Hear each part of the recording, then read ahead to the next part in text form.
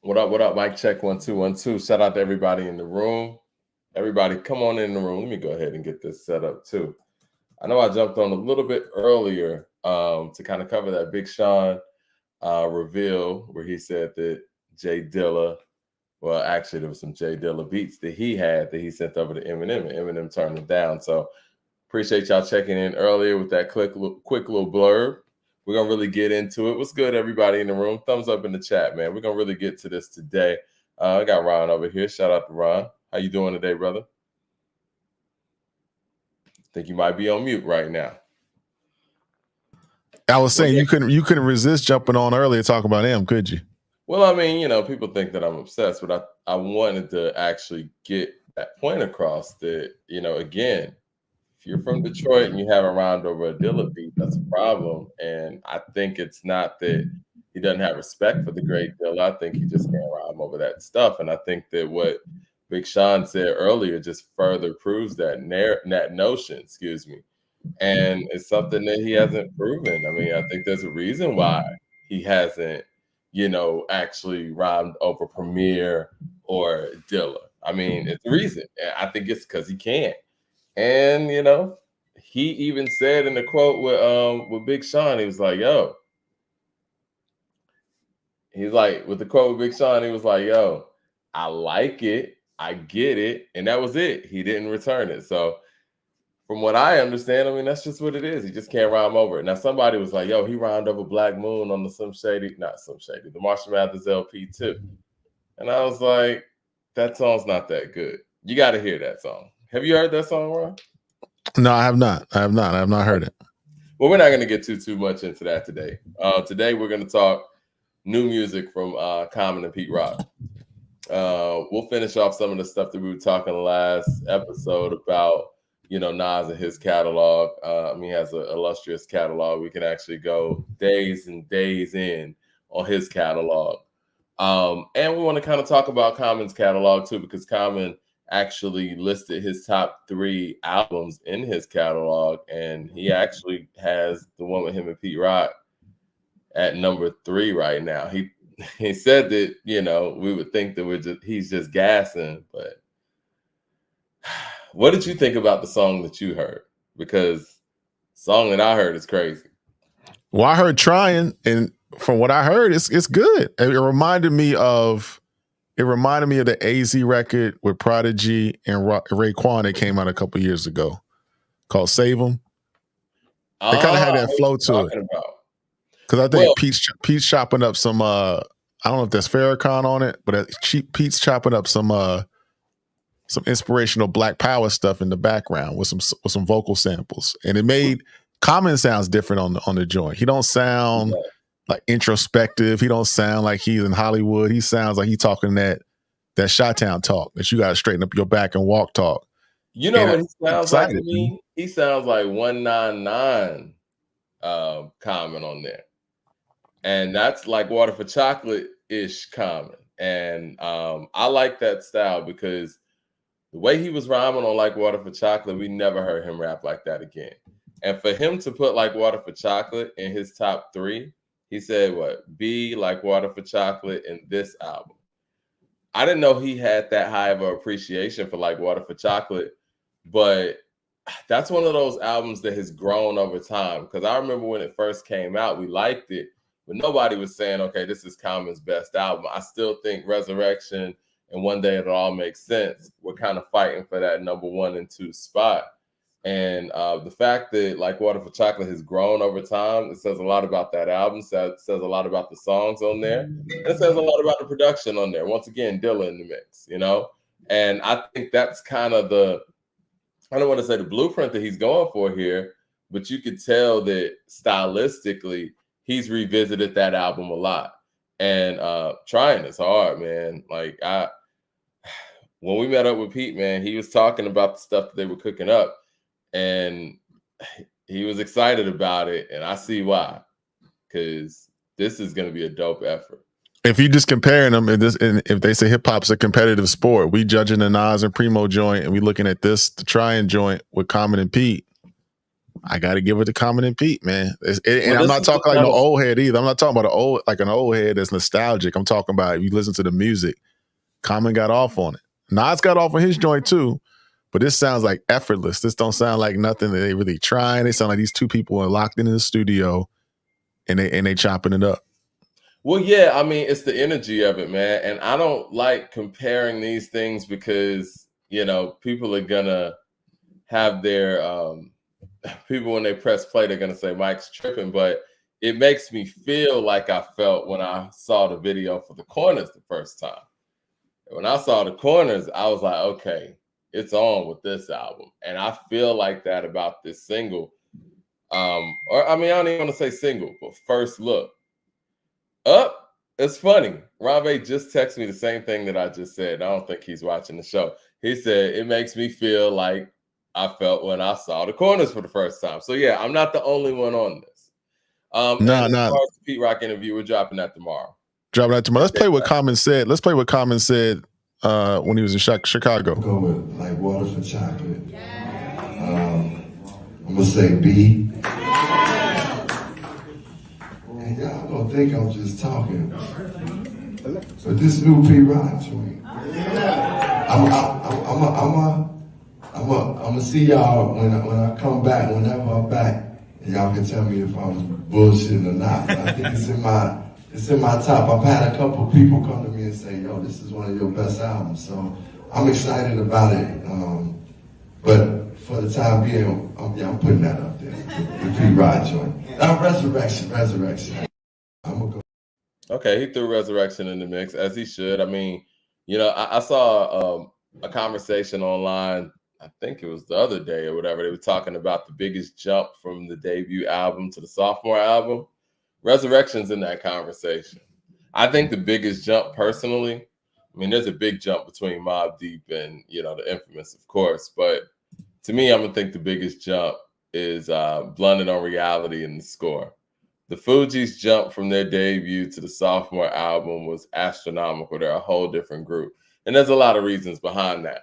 But Common, his jump from Can I Borrow a Dollar to Resurrection is huge. And so Resurrection has to be very, very important in his catalog.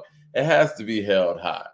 Common is one of those artists that feeds off of the energy around him, right? Like you could see that album to album. And there was a different energy, a soulfulness that came with Dilla being paired with him. There was an energy that happened with Soul Aquarian and with Questlove and Dilla, again, with Electric Circus. And then a whole different energy when Kanye came in the fold with B. And now you're seeing what this energy sounds like when Pete Rock comes into the fold. And it's kind of a gift and a curse when it comes to that, because I see somebody in the chat saying that Sixth Sense is Common's best song. I think it's one of his best songs for sure. But again, he matched that premiere energy that was coming in that moment. And I think it's some of his best bar work, bar none. No pun intended. And so, yeah, Common's a guy that feeds off of energy. And if Pete Rock is giving him that level of energy, he's going to match it. And you hear that in the song Trying for sure. And if they pull this off in this album, which I know it is going to be crazy, Common will have a great album with two great producers. He'll have an album with Pete, that's dope. And he'll have an album with Kanye. And he got Dilla, that's hard to do. Like Water for Chocolate. And with Dilla, that's three. So, I mean, if you got the three Pete, that's not too many MCs can say they got three crazy joints with three different producers as highly regarded as those three. They just don't. You know what? I'm not a huge No ID fan, but I did like The Dreamer, The Believer. I did. I thought that was a very solid effort, and No ID produced that from beginning to end. Common's one of those rare guys who has worked with the Neptunes. He's worked with Kanye. He's worked with Dilla. He's worked with No ID. He's worked with Pete Rock now. He's worked with Pete Rock before this too. He's worked with Premier. Like his versatility's all over the place. Mr. DJ from the Dungeon Family.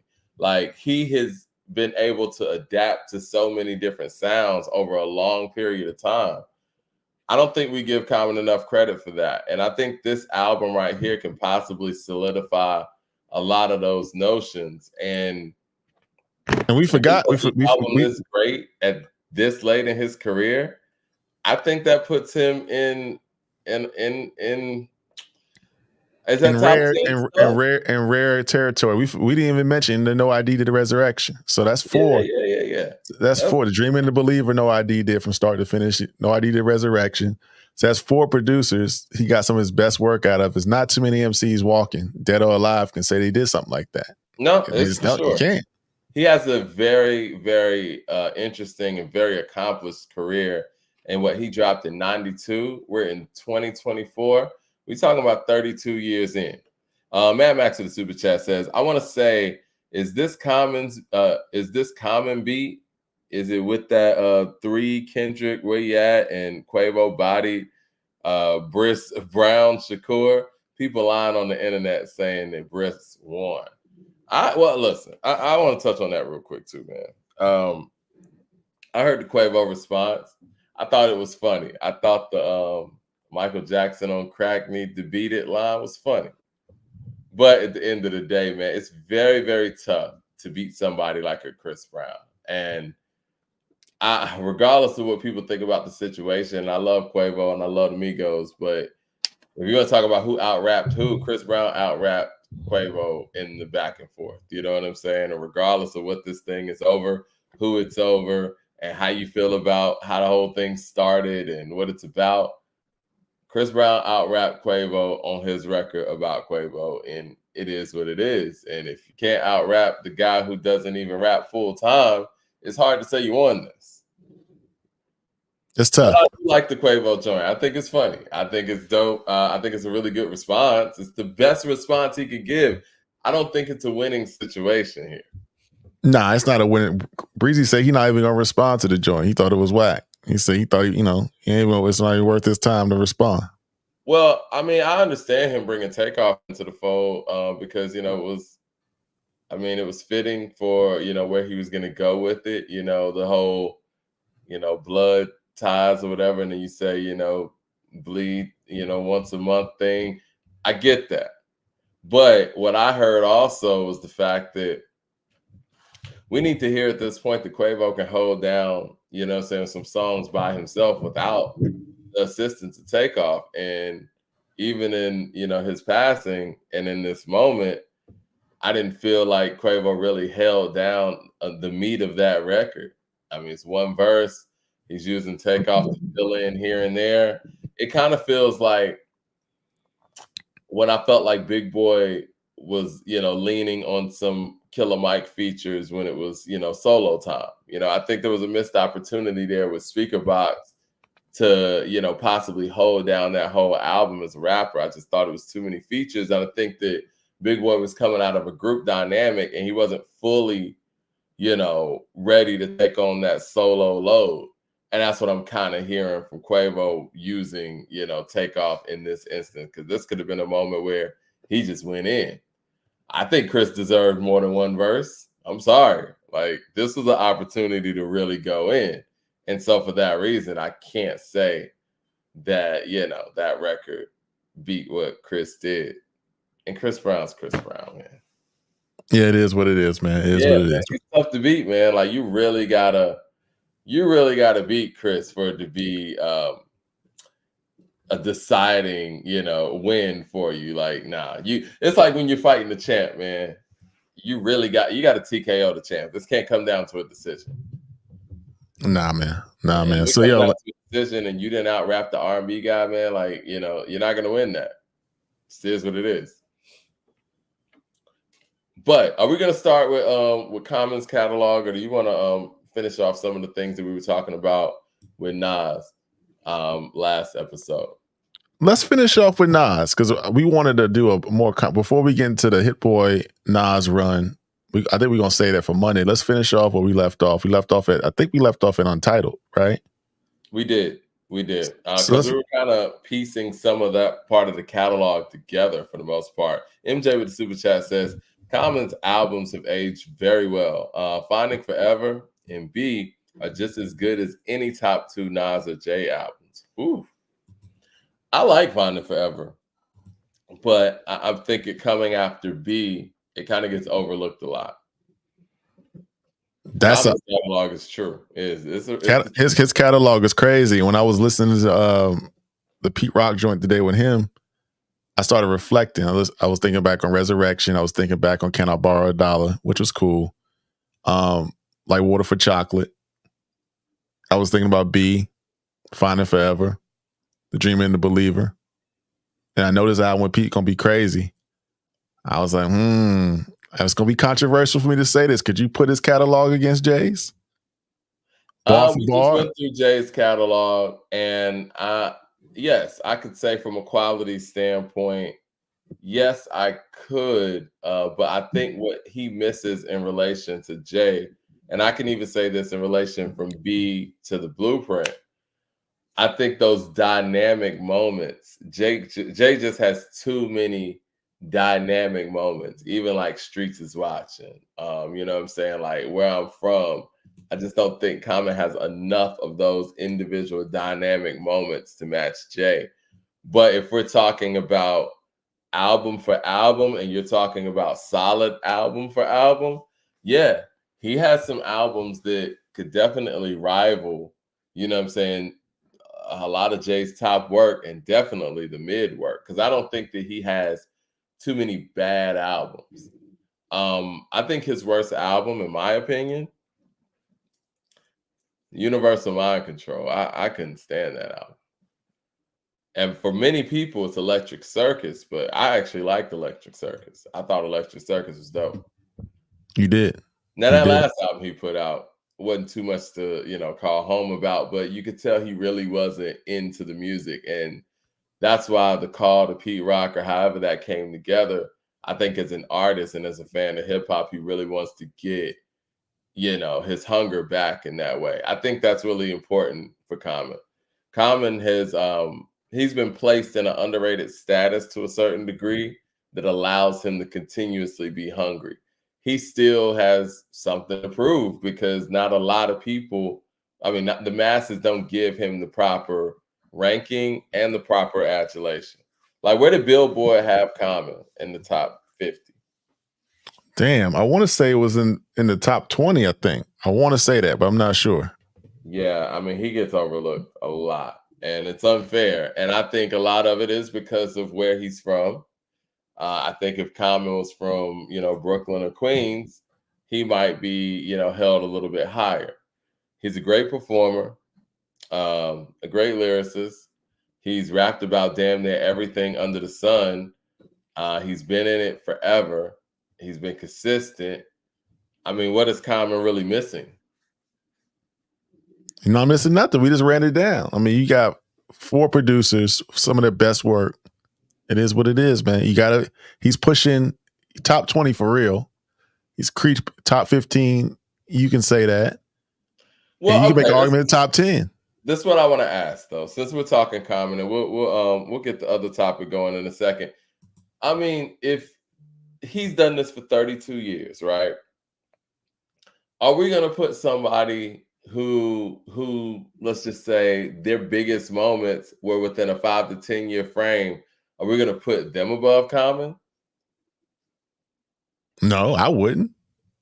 Like, I think that Common has earned the right for us to put him above Cool G Rap and, respectfully, Big Daddy Kane, right?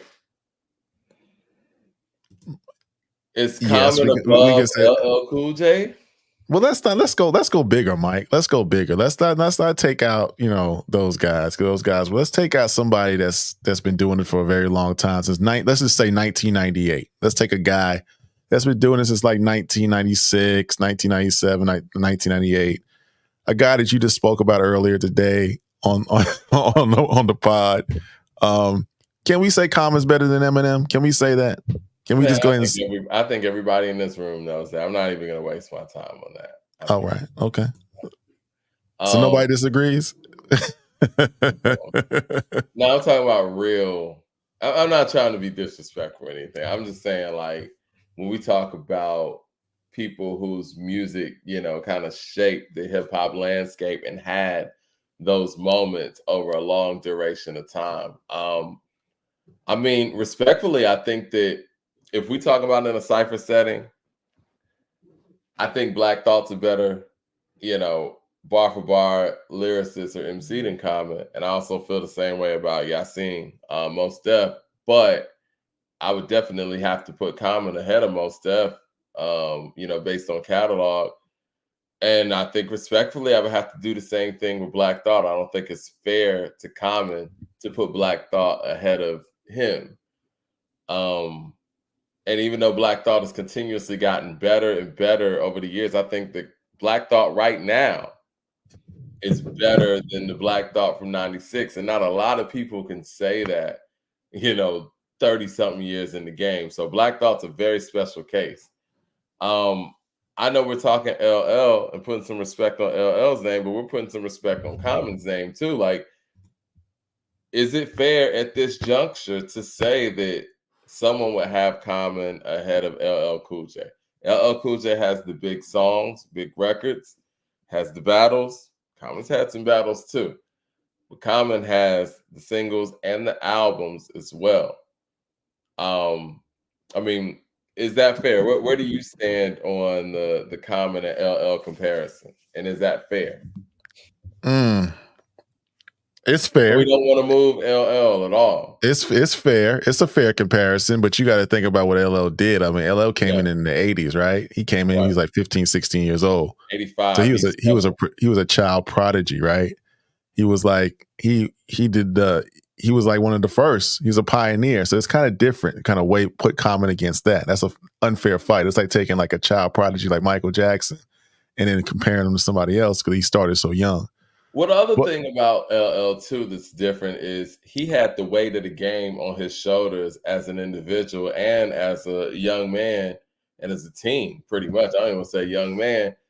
And this is during the time when hip hop was nothing but groups. You know what I mean? Like you had Houdini, you had Run DMC. Now Curtis Blow was out there, and even Kool Moe Dee was part of the Treacherous Three.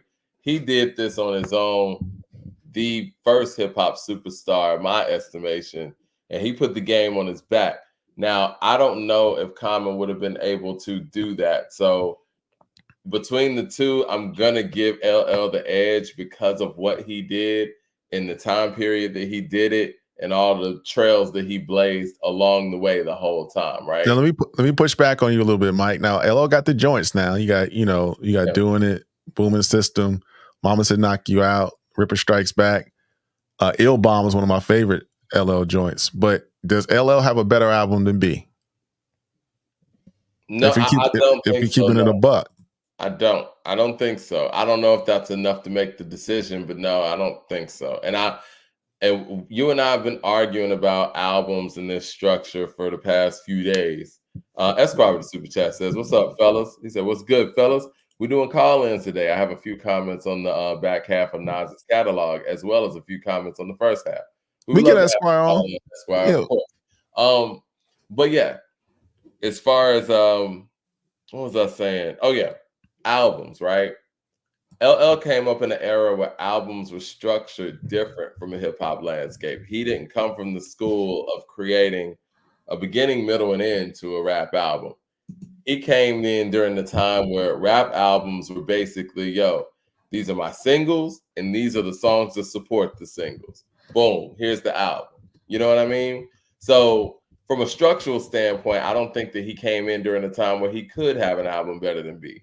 B is a masterpiece, and this ain't even about LL. Not a lot of MCs got a better album than B. Period. So yeah, that's all. Go ahead.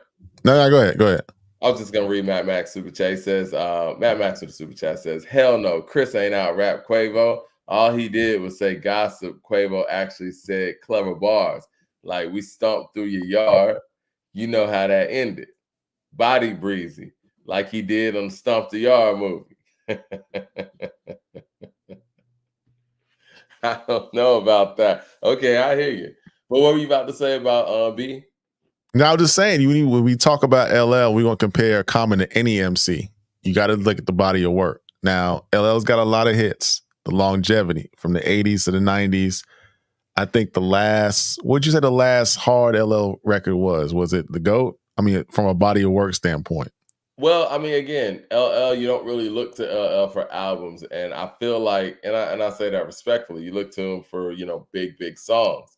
I think that the reason why LL didn't get put in a lot of those conversations as he should have been in was because in the 90s, when everybody was making classic, bodies of work, he didn't really have the album to match up to those. I think Mr. Smith might have been his most complete body of work. That was 95, but that's being in the mix with the Illmatics. That's in the mix with Ready to Die. That's in the mix with All Eyes on Me, Doggy Style. It doesn't compare to those albums. You know what I mean? Respectfully. And so if you ask me what LL's last hardest joint was, I'm going to go to a song as opposed to a whole album. And I think Love You Better is the last great LL moment. Produced by the Neptunes, of course. Shout out to Ronve in the building with the super chat, showing love. But yeah, I think that's his last great moment where we were like, okay, this is an LL hit. This is an LL classic. Now they play Headsprung and stuff now. I mean, that song still gets burned, but never liked that record. I mean, you guys think that Headsprung? It was cool. Headsprung. That's the Timbaland joint, right? Right. See, Timbaland, it's a reoccurring theme here, Mike. That the Timbaland songs. I've been trying to tell people. It's a recurring theme. But yo, Mike, cook up real quick. I got to go to the door. Somebody ring my door. But no. Go ahead, do your thing. But yes, as far as like LL's catalog, I'm still gonna put LL slightly above Common because of the weight on the shoulders that LL had to take on. But I don't know, man. I still think that when it comes to Common, he's so tough to rank because he's been consistent the whole time. I think the closest that Common came to basically taking over a summer or whatever you want to call it was B, and B was 05. And when it comes to, the hip hop landscape, The Game had 05 and Jeezy had 05. I think the other moment that Common had to, really state his claim on the hip hop landscape was 2000. That was like Water for Chocolate. But 2000, there was a lot of stuff going on from Ludacris to Nelly to Eminem to Supreme Clientele to Jay-Z still to DMX still. So it's like Common was constantly overlooked in some of his great years, in some of his best years. So it makes it very tough because when we look at our top 10, those people were dynamic in calendar years where we're like, yo, this person had it. This person had it. Ron Baby, the super chat says, Common deserves his flowers, but LL has more influence, respectfully. Common's top 15. Pete Rock joint is crazy. It is. It really is. Jermaine Johnson with the super chat says, back in my day, an MC would never lose a rap battle to an R&B artist. Yeah, man, Chris Brown's special. Chris Brown's different, man. Like, I don't think that this is, I don't even think this is arguable, man. I don't even think Quavo should have responded, but I'm glad he responded. It was a formidable response. I'll put it that way. So these guys can kind of go amicably their separate ways and just lay it, keep it as that. But yes, Common being top 15. Okay. Are you guys of the mindset that Common should be ahead of Biggie? Because that's the elephant in the room here. Common's been in this thing 32 years. We've seen him from, damn near a teenager to an elder statesman in this game, and he's made music the whole time. Biggie, respectfully, was here for what? Four active years. And he gave us probably the most that any artist could give you in a 2-album frame, not to mention the Junior Mafia stuff, not to mention his contributions on No Way Out and his contributions on Hardcore. So are we going to elevate that small period over somebody who's done this over extended period?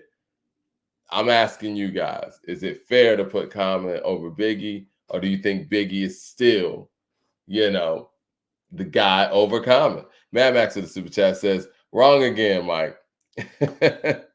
Is it time for war off exit 13, LL? He said, "It's time for war" off of Exit 13. Well above Common. How can a guy who was overlooked because of other talent be better than LL, who was completely with Rakim, who was competing, with Rakim, KRS-One, and Kane? Hell no.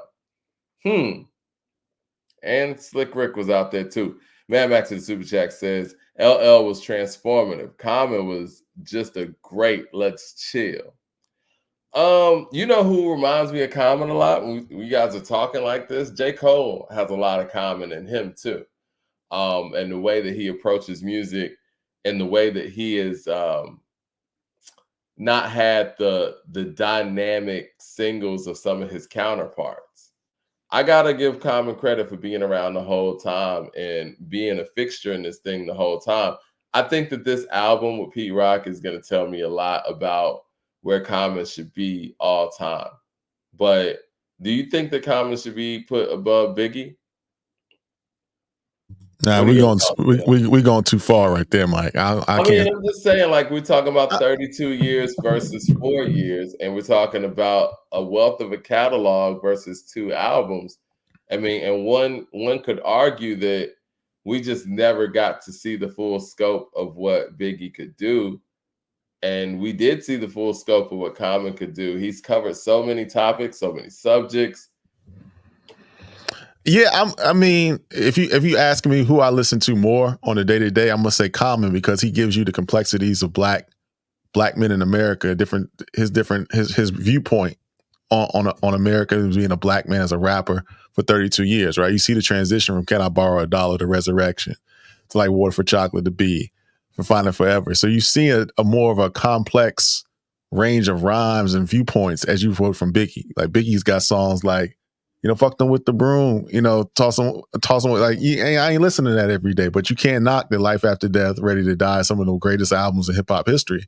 But being in my 30s and 40s, I'm going more so listen to Common. This Pete Rock song today, it got me thinking, it got me invigorated. Not from the old head perspective, but the sound made me. It sounded like some real shit, like some grown man shit that I can listen to, that I can vibe with, I can internalize. That I'm gonna be listening to 5 years from now. You know what I'm saying? I like 10 Crack Commandments. Great, dope record, one of the best records ever. I Got a Story to Tell. I like Warning. I like all those records, right? You know what I'm saying? But it's a hard comparison because Biggie didn't get to live. He died at 24 years old. So you can't, it's kind of hard to see what Biggie would have evolved to.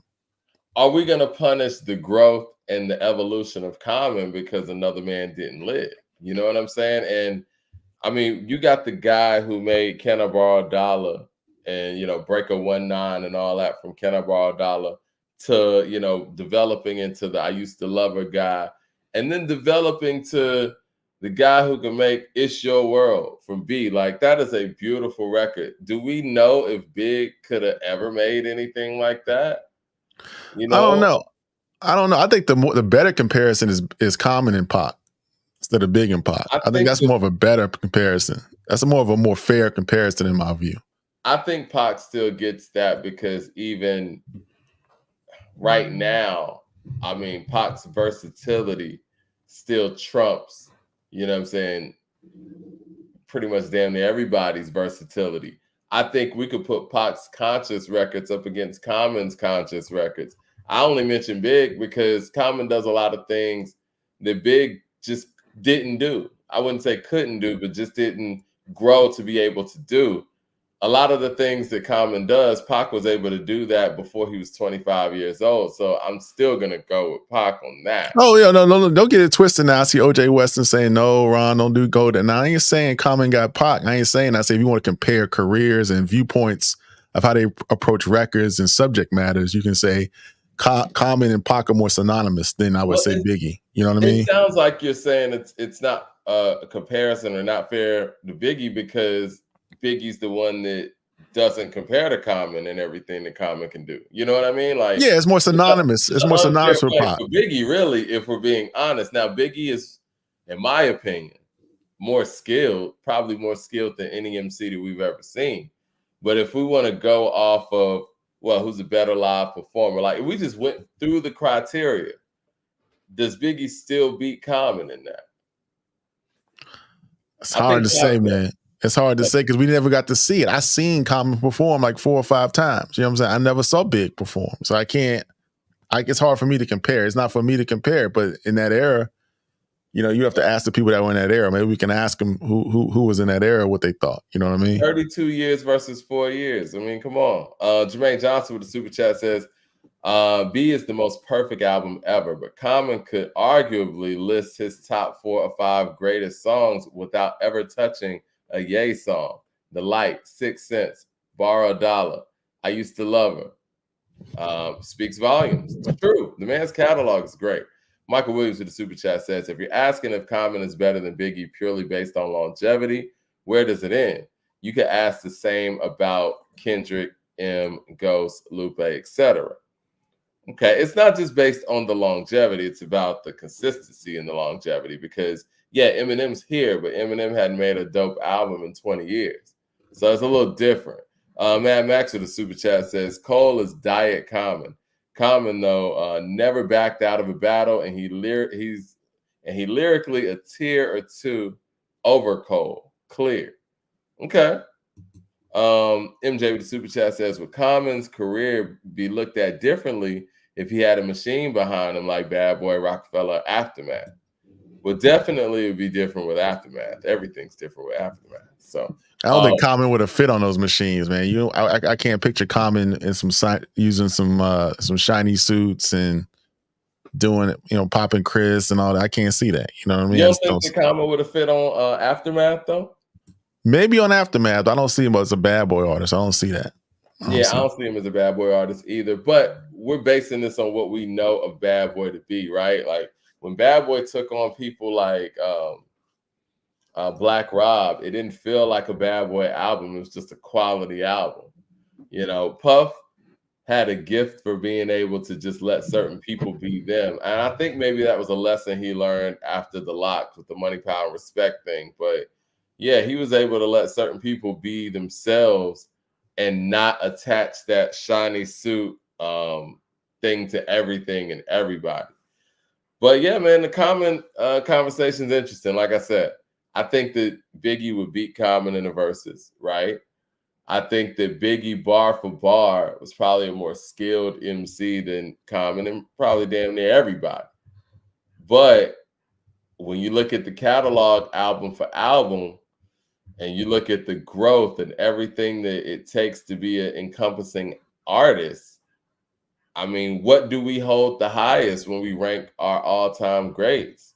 Does longevity and the ability to continuously grow and get better and do different things not add on to that? I don't know. That's tough.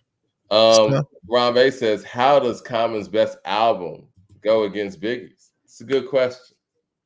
So that's a great question. Let's get into it. You think Life After Death is Biggie's best album or Ready to Die? You put me on the spot. I'm gonna say Life After Death. Really? Why? Because I had some of my favorite records on. One of my favorite records from Big was I Got a Story to Tell. I mean, that's my favorite record. You got Going Back to Cali. You got Nobody Till Somebody Kills You. You got What's Beef. It's a tough record, man. I mean, he was better on Life After Death. Yeah, he's in his pocket on there, man. The long kiss goodnight. He's in his pocket. You know what I'm saying? He couldn't make Sky's the Limit on Ready to Die. I don't think that Biggie had the ability to do that yet. He's evolved. He's evolved. Nobody Till Somebody Kills You is chilling. It's haunting. It's a haunting record. It's like he's making movies on Life After Death. It's like really cinematic. It's very eerie when you listen to it after what happened to him in LA. It's like a masterpiece. So Life After Death and B. What's the better album? Shit. Damn. Why you put me on the spot like that, Mike? I mean, we could put it in the chat too, but that wasn't on the script. That wasn't in the script today, man. I had a script. I had some notes. Off script sometimes. I had some notes prepared and shit. You know what I mean? You got me thrown off. Damn. If I gotta just shit. Let's see. I think I listened. Damn, I can't even say that. Both 5 Mike albums, in my opinion. I'm gonna go B, man. You got The Corners. You got The Food. people got life after death, I think. Let me see. James Smith with the super chat says Common also beat West Side Connection. You could argue Big lost to Pop. Yeah, I mean the beat. He didn't beat West Side Connection per se. Let's just keep it a buck. Ice Cube, that's a titan right there. So he did beat Ice Cube in a battle. To me, I think B is the better album than Life After Death because I feel like Life After Death has a few holes in it. Now, granted, this is the whole thing whenever you're comparing Common's albums to anybody who is of that elite status. It doesn't have the dynamic moments that Life After Death has. I think Life After Death gives you a lot more versatility skill-wise, maybe not subject matter-wise. Biggie's the better rapper on Life After Death than Common is on B. He's rapping better than Common is on B. I think B is just, I don't know, man. It's just one of those albums that just sounds and feels timeless. I think I was saying this a few weeks back. I was just playing B, and you can't tell what year this album came out. Like, you're just listening to it. Doesn't sound like 05. It doesn't sound like anything. It just sounds like a great piece of work. I think if we went from a criteria standpoint, I might give it to Life After Death, but I think from an intangible standpoint, B just has some things that don't even show up in the stat sheet. Like you said, the food is a moment. When he was on Dave Chappelle with Kanye West, man, and they just debuted the food, and they went out there and made the smart decision to use the live version as opposed to the recorded version. Little things like that. Faithful, great record. Two great records, man. Two great records. I mean, they're both, and you know, the comparison between Life After Death and Common is one main thing. They're both cinematic records. They're both records you can put on. You can see the pictures that Big is painting, right? Yeah. You can see the pictures that Kanye and Common are painting. So, two strong albums. If you talk about albums of hip hop history, those two albums got to be top 25 of all time. I mean, we're gonna do a ranking show one day where people don't know me because I just popped up on the scene out of nowhere, right? I'm gonna give you my top 10 albums of all time. Mike, you probably already done it on a couple pods before, but I want to go into. I want to go into it. I want to go because you can tell a person's mind state by what kind of music they listen to. You know what I mean? Yeah. Michael Williams with the super chat says, Big was here for 4 years. Common has been in the game for 30 plus. Who will win in the verses? No sane person would say Common. That speaks volumes. Maul 7 with the super chat says, nobody made rapping look easier than Biggie. It's true. And to the point earlier with the LL thing, Biggie did revolutionize a lot of things as well. And we do have to look at that. And we got to look at the influence and what all do we feel Common has revolutionized for the game altogether? And again, maybe that has something to do with the big polarizing individual songs. Maybe that has something to do with the fact that he's coming out of Chicago where, they were kind of building their scene. So he's not as polarizing as Kanye West even, you know what I mean? But he's super consistent. And like I said, he's very J. Cole-ish in that way, where Kendrick and Drake, they have these dynamic things going on, but Cole is, like he said, it's kind of like the middle child in a sense. What up, Leroy? Leroy's in the building. What up? I got my headphones on, trying to test something out. Y'all hear me all right? Oh, right. Yo, go ahead. What's up, Leroy, man? Go ahead. I know you got some thoughts about Common. Share those, and we're gonna get Esquire on too, because Esquire's got some thoughts. So just go ahead and chop up real quick. In front of 2-inch glass and Arabs, I order fries. Inspiration when I write, I see my daughter's eyes. I'm the truth across the table from corporate lies, immortalized by the realness that I bring to it. If Revolution had a movie, I'd be theme music. Come on, man. We gonna put some respect on Common's name, That's man. not even the verse. Like, we gonna put some respect on Common's name. Go to the first verse. Go to the first verse. Oh, heavier levels. Unseen. Oh, yes. Unseen, a king with words. I mean, And he is indeed a king with words, man. You know what I mean? When we go back to albums like that, or even before that, I got all the albums next to me except for B. My fault, but to try to compare with Biggie and Pac, he can stand on his own. He don't have to really always try to compare with them. You know what I mean? When we're doing all-time lists or whatever, we want to give their flowers. That's true. What stands in the way of him being top 10? There are MCs there. Yeah, but 32 years is a very long time. I came in with I Used to Love Her. That's my introduction to Common. It started off strong. There's a whole movie about that, the personification of hip hop. Then after that, we go to One Day It'll All Make Sense. Beautiful album. Hungry, you know what I mean? Invocation, gaining one's definition, All Night Long, whatever could I do? Retrospection for Life. Making you know what I mean? Making our name. Song like that. Rappers weren't making songs like that on a mainstream level at all. To make a song about contemplating aborting your child, no, rappers weren't talking about things like that. They sure were not. Common credit for that. And the record with CeeLo too. Finding one's definition. Yes. I mean, these are records that are really, this is the mold, this is the model of conscious rap that Common is standing on, like the whole time. Like he's standing on that square, just like a Nas was, but it's a little more on that square even, because even Nas can kind of go back and forth with the mainstream. But then you got like Water for Chocolate with the Soulquarians. Come on, man. The Light, The Questions, 6 Sense, the Thelonious, Mag Chamba. You know what I mean? Doing it. I mean, he's rhyming crazy.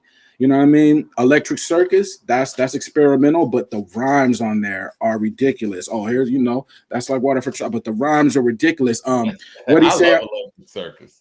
Yeah. What do you say on Aquarius? Between churches and liquor stores, my mic meets with raps all over your head like Tweet, playing with yourself, thinking the game is just wealth. Hot for a minute, watch your name just melt. I mean, it's he throws punches with single bars. He'll land 4 punches in 4 bars because every line is a punch, and he's punching. They're just conscious punching. It's not street punching, but that type of writing is when you're just insane, And he doesn't even write. He doesn't write rhymes down. All of this is off his head. I've never heard that. Yeah, he does. Common doesn't write, just like Jay doesn't write, like Big didn't write, like Wayne stopped writing. This is all off Common's head, and he's constantly punching. So that is insane on itself. But let me get to the super chats real quick, and I'm gonna let you finish your thought, Leroy. Brian G with the super chat says, "Be over Life After Death is the hottest take of all time." Mad Max with the super chat says, "B is not a 5 mics; it's a 4.5. Life After Death is 4.75 or 5. It peaks way too high." I think we got another one here. Hold on 1 second, Leroy. Mad Max also says Common is an elite lyricist. We're not doubting that, but he's not transformative. I can't take Common over DMX. Common, I'd say, in the same realm as Kiss. Now, listen to that, because Kiss has never made a definitive classic album, but somehow Common and Kiss are in the same realm. I don't think that's fair to Common. Common has covered way too many subjects. He has made way too many critically acclaimed albums. I will give Kiss this. His consistency and his feature game is insane. If you're looking for the best 16 bars you can get, Kiss, period. But Kiss ain't gonna give you the albums that Common gives you. So I don't think it's fair to have them in the same realm at all. Albums matter. Everybody that the people are naming, no disrespect to everybody, people, you're naming some of the greatest MCs ever. So that says something about Common. Like, you're comparing Common to some of the greatest MCs, the greatest albums, the greatest legacies, and it's just going back to back. It went from LL to Biggie to, all these great people. Common to DMX. Common, there's an evolution there, right? Like, we talk about where is hip hop going? Like, in the future? Where right, it's Chicagoan, right? Where is hip hop going, right? When you turn 30, when you turn 40, when you turn 50, you're not really thinking like a DMX anymore. You're not thinking like a Big did anymore. Your psychology has changed now, because now it's not about the streets no more. You really don't even care about what happens in the streets like that. It's about the family. It's about the career. It's about setting up a foundation for the family. Maybe. So this is where Common comes into play. High spirituality. When you talk about a person that's rapping from their higher self, not their lower self, and I'm not even going to say one is better than the other. Of course, higher indicates better, but what I'm saying is we do both throughout our life, throughout our years, months, and days. Common is speaking from his highest self almost every time he touches a mic. And I want to piggyback off of that point, because people are saying the Common's not transformative like some of his counterparts or the people that we have in the top 15. But I would argue to say that B is a transformative moment, because this was really the first time that we start getting grown man 30 plus rap on a mainstream level successfully, right? Because before that, we really didn't get much of that, if any of it, because this is well before Life is Good. This is well before, American Gangster, whatever, which I don't even think is a grown man rap, but we can debate that on another day. But the stuff that's covered in B and the sonics of B, like you said, he wasn't caring about what was going on in the streets, and he was coming off of an album where they were saying that he was spaced out. So this was the time for him to take it back to the streets per se, but he still had records like Testify on there. He still had records like It's Your World on there.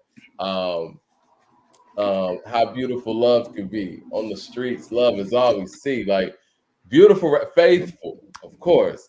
The street record on there, if you want to say that, and the Food covered all kind of shit, man. Walked in the crib, got 2 kids, and my baby mama late. So I had to do what I had to do, because I had to get. Yeah. But Shaw City's my favorite song on there, personally. Not saying it's the best. But Shot City in the Corners is that record for the streets. I rap for the passion of Christ. Nigga crossed me, took it out of space, and niggas thought they lost me. I'm back like the Cairo Pratt and D-Boy survival rap. This ain't 94, Joe. We can't go back. Gave me the makeover. My man retired. I'm going to take over. Tell these halftime niggas break sober. Man, I'm raw. Crazy. Baking soda. Crazy. Esquire just joined the building. Esquire's in the building. What's good? What's good? What's good with you, brother? How you doing? Esquire. Man, everybody all right today. Good to have you back, man. I'm gonna get to this Mad Max super chat, and we'll let you have the floor with what you wanted to present to the people. Mad Max says Kiss covered the same subjects, and Kiss covered the same subjects, and he beat Common in the verses. Common is top 20. Kiss is anywhere from 15 to 25. When does Kiss cover the same stuff that Common's cover? I don't know, man. A lot of people covered everything Common's covered. I missed that. Right. You hear Black America again? Did Jadakiss cover that? I don't know about it. Let Love. Did he cover that? The Dreamer, the Believer, the first song with Maya Angelou. Did he cover that? Did he, Pyramids? Is he rapping like the song Pyramids from Black America again? Who is rapping like that? Exactly. Common lost his whole mind. Even I mean, there are things Common can do. Asada, like he made a song about Asada Shakur. Yeah, and labeled a terrorist after he made it. He was on the news. They was calling him a terrorist for making that song. Crazy record. So Esquire's in the building. Esquire, what's on your mind, brother? Man, well, I definitely got some comments about the Nas. I'm not gonna get ahead of you. I like where we are with the Common discussions. I'm all for Common getting his flowers, man.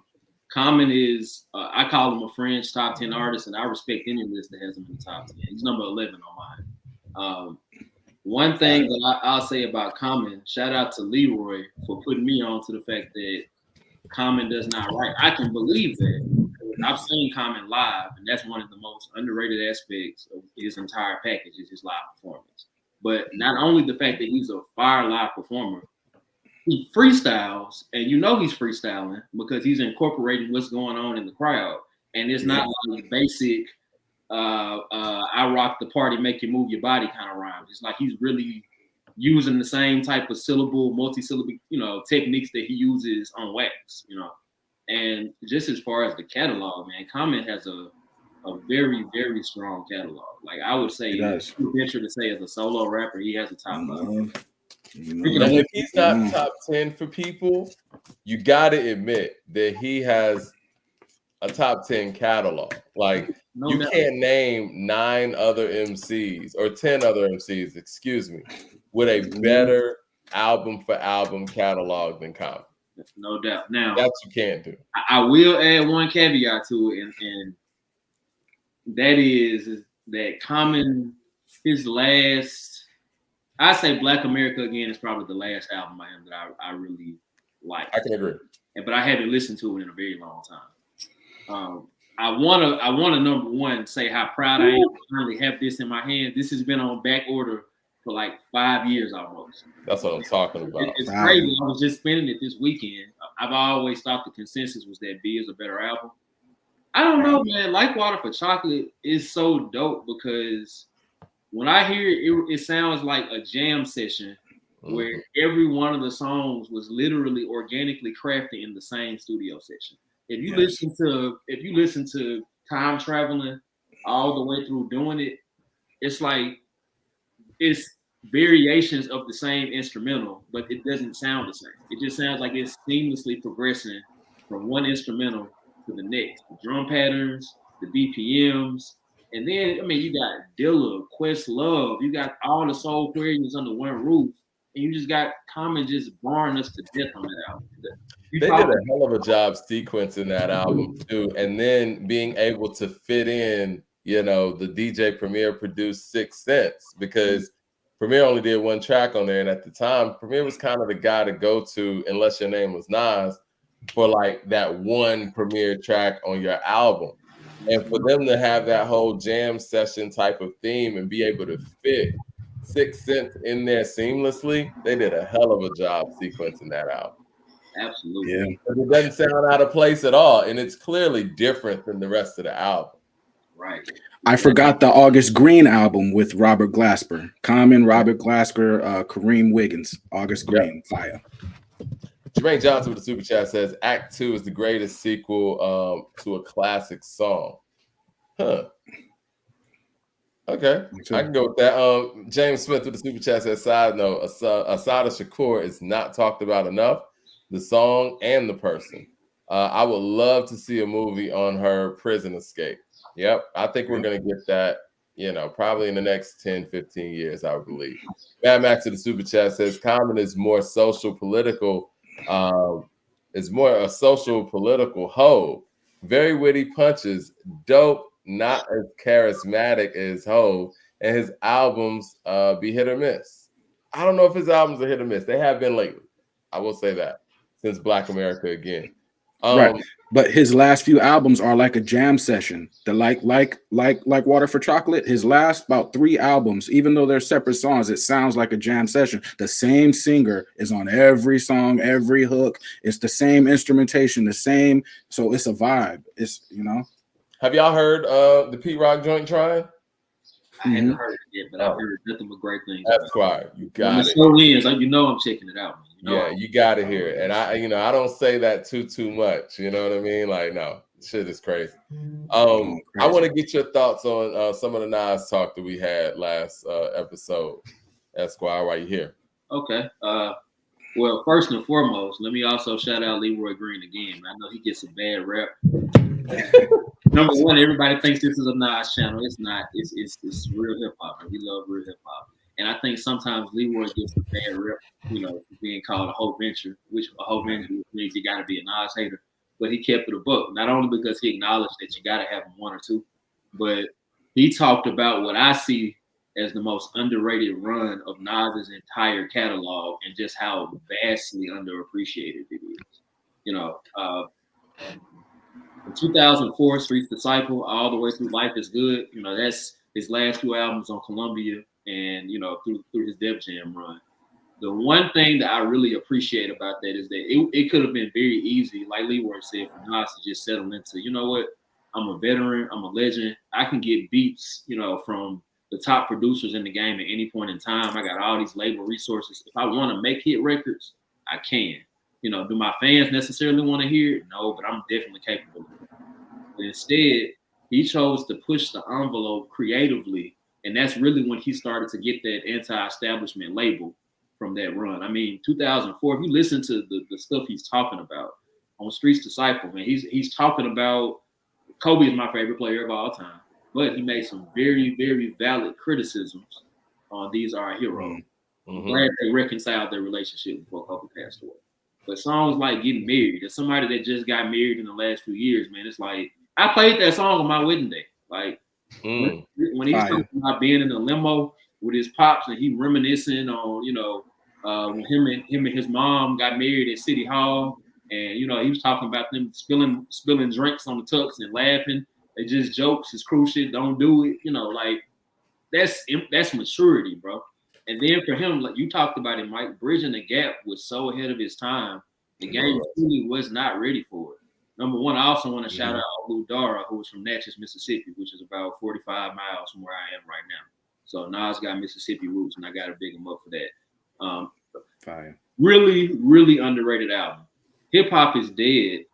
I think it was a really ambitious album. In hindsight, it was disappointing just because of all the mass hysteria around the title. But nonetheless, it's a very solid project. Jadakiss wishes that he had, this is probably an unpopular opinion, Jadakiss is a dope MC. I'm picking on him.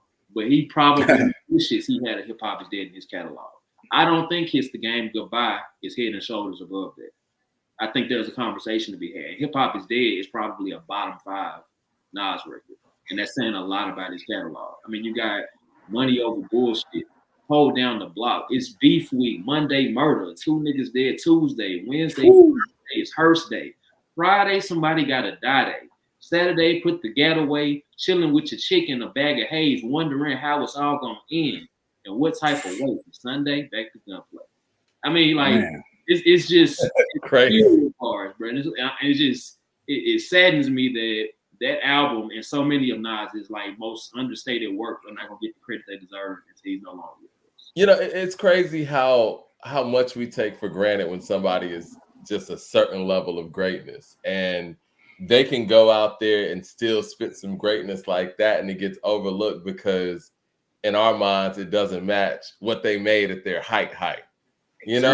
Right. And it's the LeBron James thing, man. We take certain people's greatness for granted. Like, but look at the height we're talking about, bro. We're not just talking about a regular peak. We're talking about what people hold up is like literally the golden standard of what hip hop is. Like, Nas never recreated Illmatic. Whoever reached that level at all. Period. Right. There's not a solo rap album that I could just definitively say is better than Illmatic. All the albums that I have in Illmatic's conversations are team efforts. Yeah. And even the artists that made those albums will, usually you have some of the legends from the 80s. What I see is the late 80s. What I see is the beginning of the golden era. I'd say the golden era is like 87, 96. When you hear legends' perspectives, they sometimes feel a type of way when they get overlooked, and then all the 90s legends get credit. But we heard from KRS-One. We've heard from Big Daddy Kane. We've heard from Kool G Rap, Rakim. Those are the Mount Rushmore of the 80s MCs. And like, they will tell you that that's the gold standard. They will listen to how competitive each of them are, man. But anyway, I'm going off on a tangent, man. But all right. Hip Hop is Dead is, I think, a very misunderstood album. I do think in hindsight, one reason Hip Hop is Dead is very emblematic of that entire Def Jam run is that I feel like if Nas was in the position that he's in now with his own label and he aligned that with like his creative ambitions, he wouldn't have had to have made the types of 4 singles that you ended up seeing on some of these albums, like how he got Hero and Make the World Go Round on Untitled, which I'm gonna get to in a second. But one thing that I will say about Hip Hop is Dead is that it is a statement album. He was kind of on cruise control. It sounds a little bit a little bit rushed just compared to what we know, to expect from Nas. But it's one of those albums where I wish he could have been able to tackle the subjects he really wanted to tackle without the label politics. And I'm willing to bet that there's a vault of songs laying around somewhere that really fit into the concept that just weren't able to make the album because, the label didn't feel like we were going to promote the album or sell a bunch of records. But, and I'm not trying to make excuses or whatever, but we don't talk about from an artist standpoint how difficult it is for an artist who's been on a label their whole careers to switch labels and go to a whole new building. Mm-hmm. Like, think about that from a career standpoint, or like, being new at a job, or and trying to come into a system, or even if you want to correlate it to sports, right? Like, when you're part of a certain team and a team dynamic, like we saw what Patrick Ewing looked like in the Orlando Magic jersey. Like, you've been a Knick your whole career, and then you got to go into a whole new organization, a whole new building, whole new staff, and a whole lot of other things are going on in the building too. Because at the time, Jeezy was probably a focal point in that Def Jam building. Sorry. And then you have to deal with all those things. And then, oh yeah, I got to make an album. And then I got to make a statement. That's a lot to deal with. Right. And that Def Jam ain't just any label. That's hip hop's flagship label. And who becomes the president, so the expectations and just the transition, to your point, had to be a huge adjustment. I mean, who in hip hop has made that transition seamlessly? Because even with Snoop Dogg going to No Limit, took him a minute to kind of catch his stride back as well. Definitely. You leaving Death Row and you going to No Limit, it's tough. Oh, you're right. I agree. The super chat says, and Common played T.I.'s daddy. He's talking about American Gangster for sure. Mad Max in the super chat says, I love Nas and I bump these are our heroes, but I ain't gonna front. I'll be wanting to chip his tooth when I hear it. The super chat says, I like Nas's music that others wouldn't like, and I don't care. So I enjoy his 04 to 012 run. Man, Max with the super chat says, LOL, Esquire, I promise you, Kiss Don't Want Hip Hop Is Dead in his catalog. That was a whack album. It was some joints and concepts, but not that journalistic voice song he did. Right. Concept, whack record. Let me say something about Kiss real quick. Jadakiss. Jadakiss is in that position that we just discussed where he's on an album. People know him for 16 bars. That's his calling card. So he is listening to for the perfect 16 over the perfect beat with a Dr. Dre type of ear. But he's also trying to make records to move Def Jam or make big, huge records.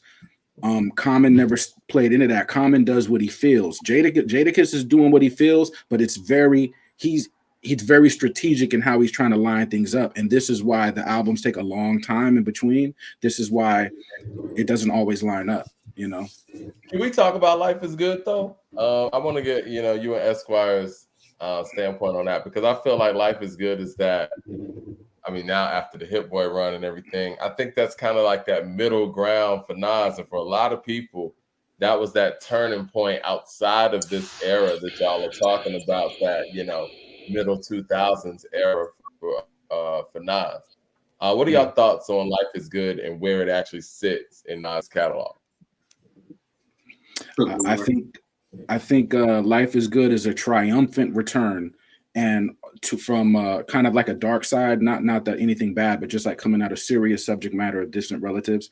And Life is Good shows that Nas, if he wanted to, he could play the star role, the mainstream superstar guy.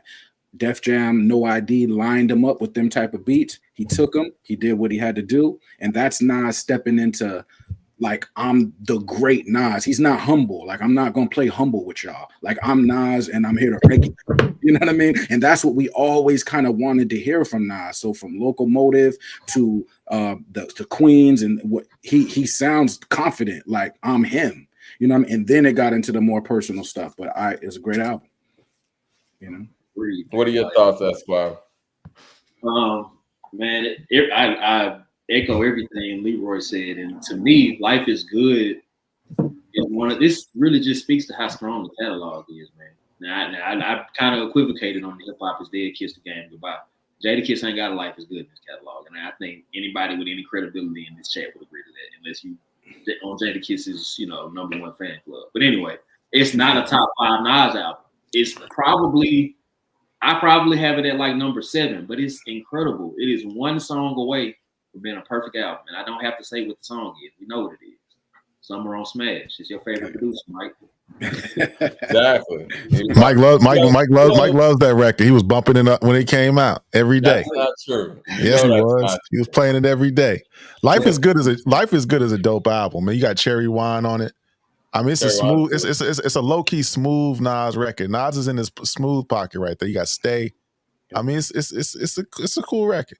It is, man. I think one thing. Now, y'all correct me if I'm wrong on this. One thing that doesn't get talked about enough on that album, if memory serves me correctly, I think Rick Ross executive produced it, and I think that's right. Somebody fact check me on that. Yeah. We'll fact check that.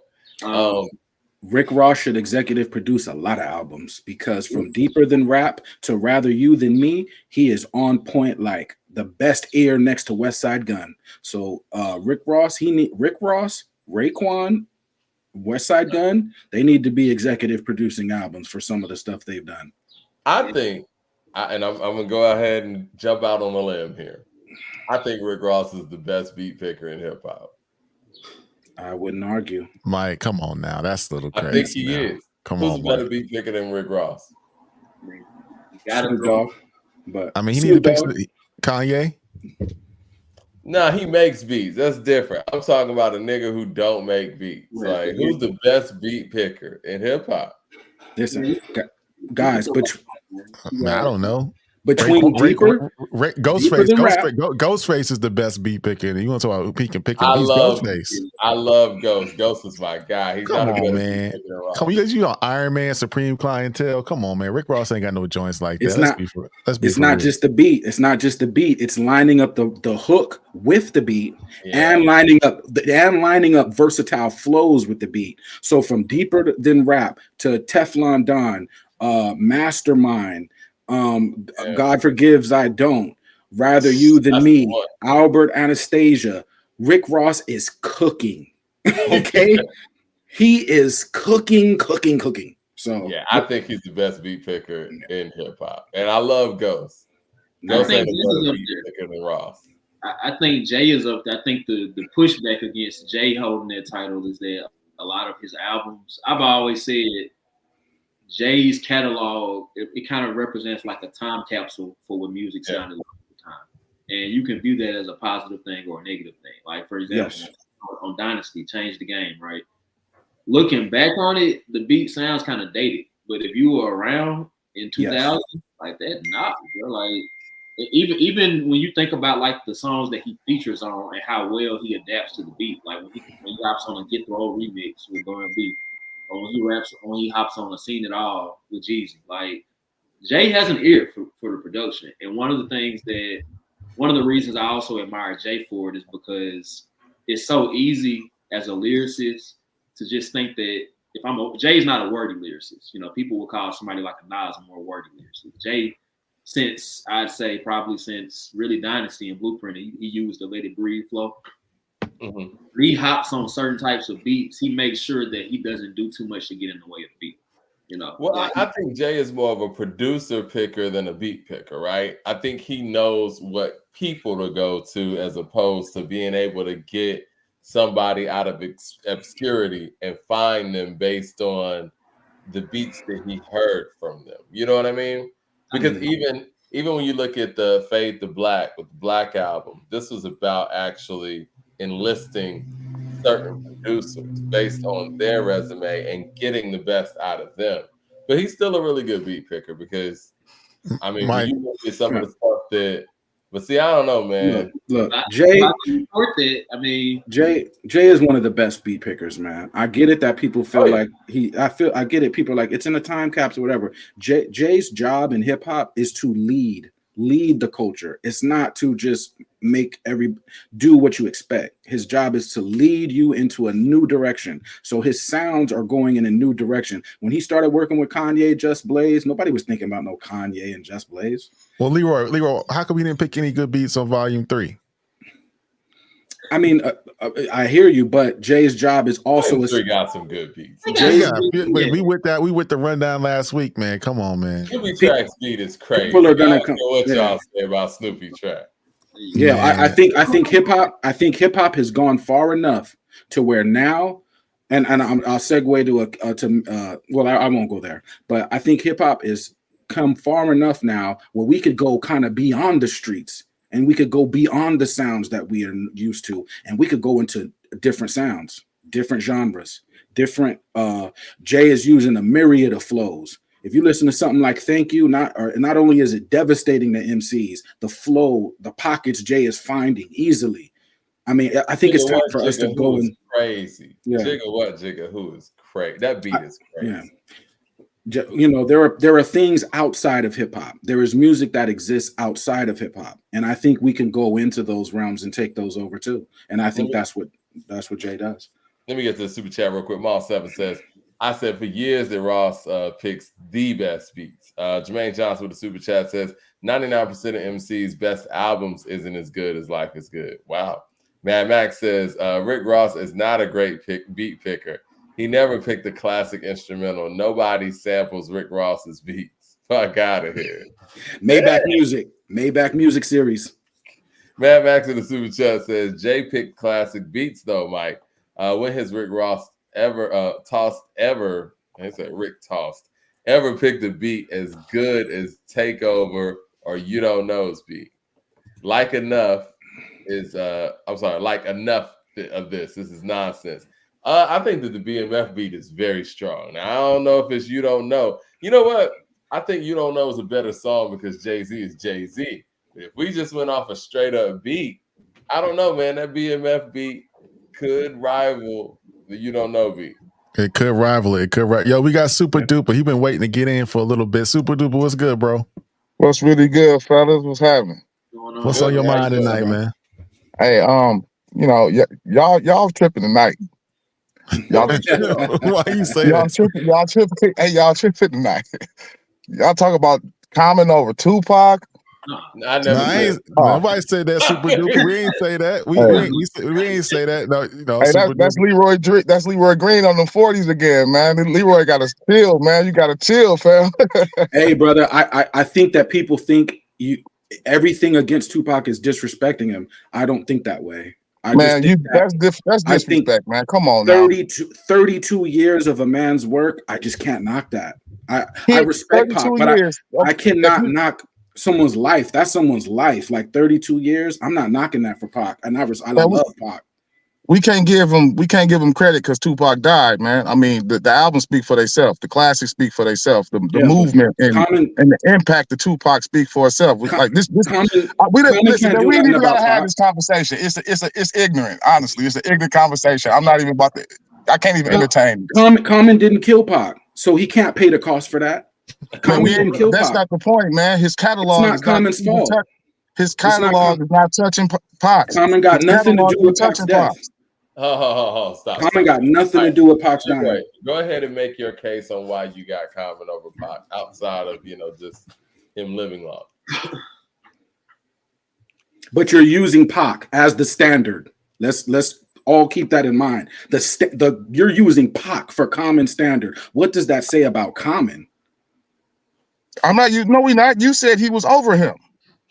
No, I didn't say that. But since people are saying that I said that, I'll entertain that. I didn't actually say that. I said I can't compare 32 years to 4 years because I don't see the comparison. Because how can I compare that? Like, what time am I comparing, or how even can I do that? I got respect for Common. I like him. I like his music, but he really not entertaining enough. He is like Mad Max said. He J. Cole Jr. He J. Cole the senior. He J. Cole's father, which is he make good music, but he's slightly boring. You don't want to be preached to with every song. You know what I mean? Like he make good content though, so I'm not gonna hate on him, but I wouldn't put him over Redman, honestly. Okay, so where do you have Redman is fire. I got Common in the top 25 or so. He in the top 25 or so. You know, like I respect him to death. Like he was one of the MVPs of the hip hop 50. You know what I'm saying? Like, so I'm anticipating this album. I'm really thinking that, you know, that he can probably pull a Black Thought quality comeback or album out of the hat, you know. Okay, so if this album is great and he brings that energy or whatever, can this change your mind where you have him over a Redman or something like that? Or do you think that you're already set in where you got Common at based on what his career looks like? It's possible for him to pass Redman. He's still putting in the work. And you know, he is a top-notch lyricist. I would say that he's lyrically better than Redman. He probably can even make better songs than Redman, but he doesn't have the moments that a Redman has for me to put him over him. Or even the Jadakiss. His album catalog might be better, but Jadakiss' impact on the game and his influence is higher than Common's. What's Jada's influence on the game in relation to Common? Hey, the king of the slick talk. Okay. And them freestyles and features. You know what I'm saying? So he definitely, you know, Common can freestyle too, but it's still it's not hidden. I mean, maybe if Common was from New York, I could see his impact probably being more heavy. Him being from Chicago and not getting that backing probably does hold him back in a way, because if he was from New York would love him. You know what I'm hearing though in this whole conversation, even in the chat, man. I think that Common lacks the edge that all of our top whatever MCs just innately have. You know what I mean? Like, I don't think that he has the edge that a Kane has, or that a Jadakiss has, or even a Redman has, or a Method Man, or a Ghostface. And I think that is what makes us kind of feel like Common is a tier below what his work has shown that he is. You know what I mean? Mike, he honestly lacks the edge of even a Mos Def. Yeah.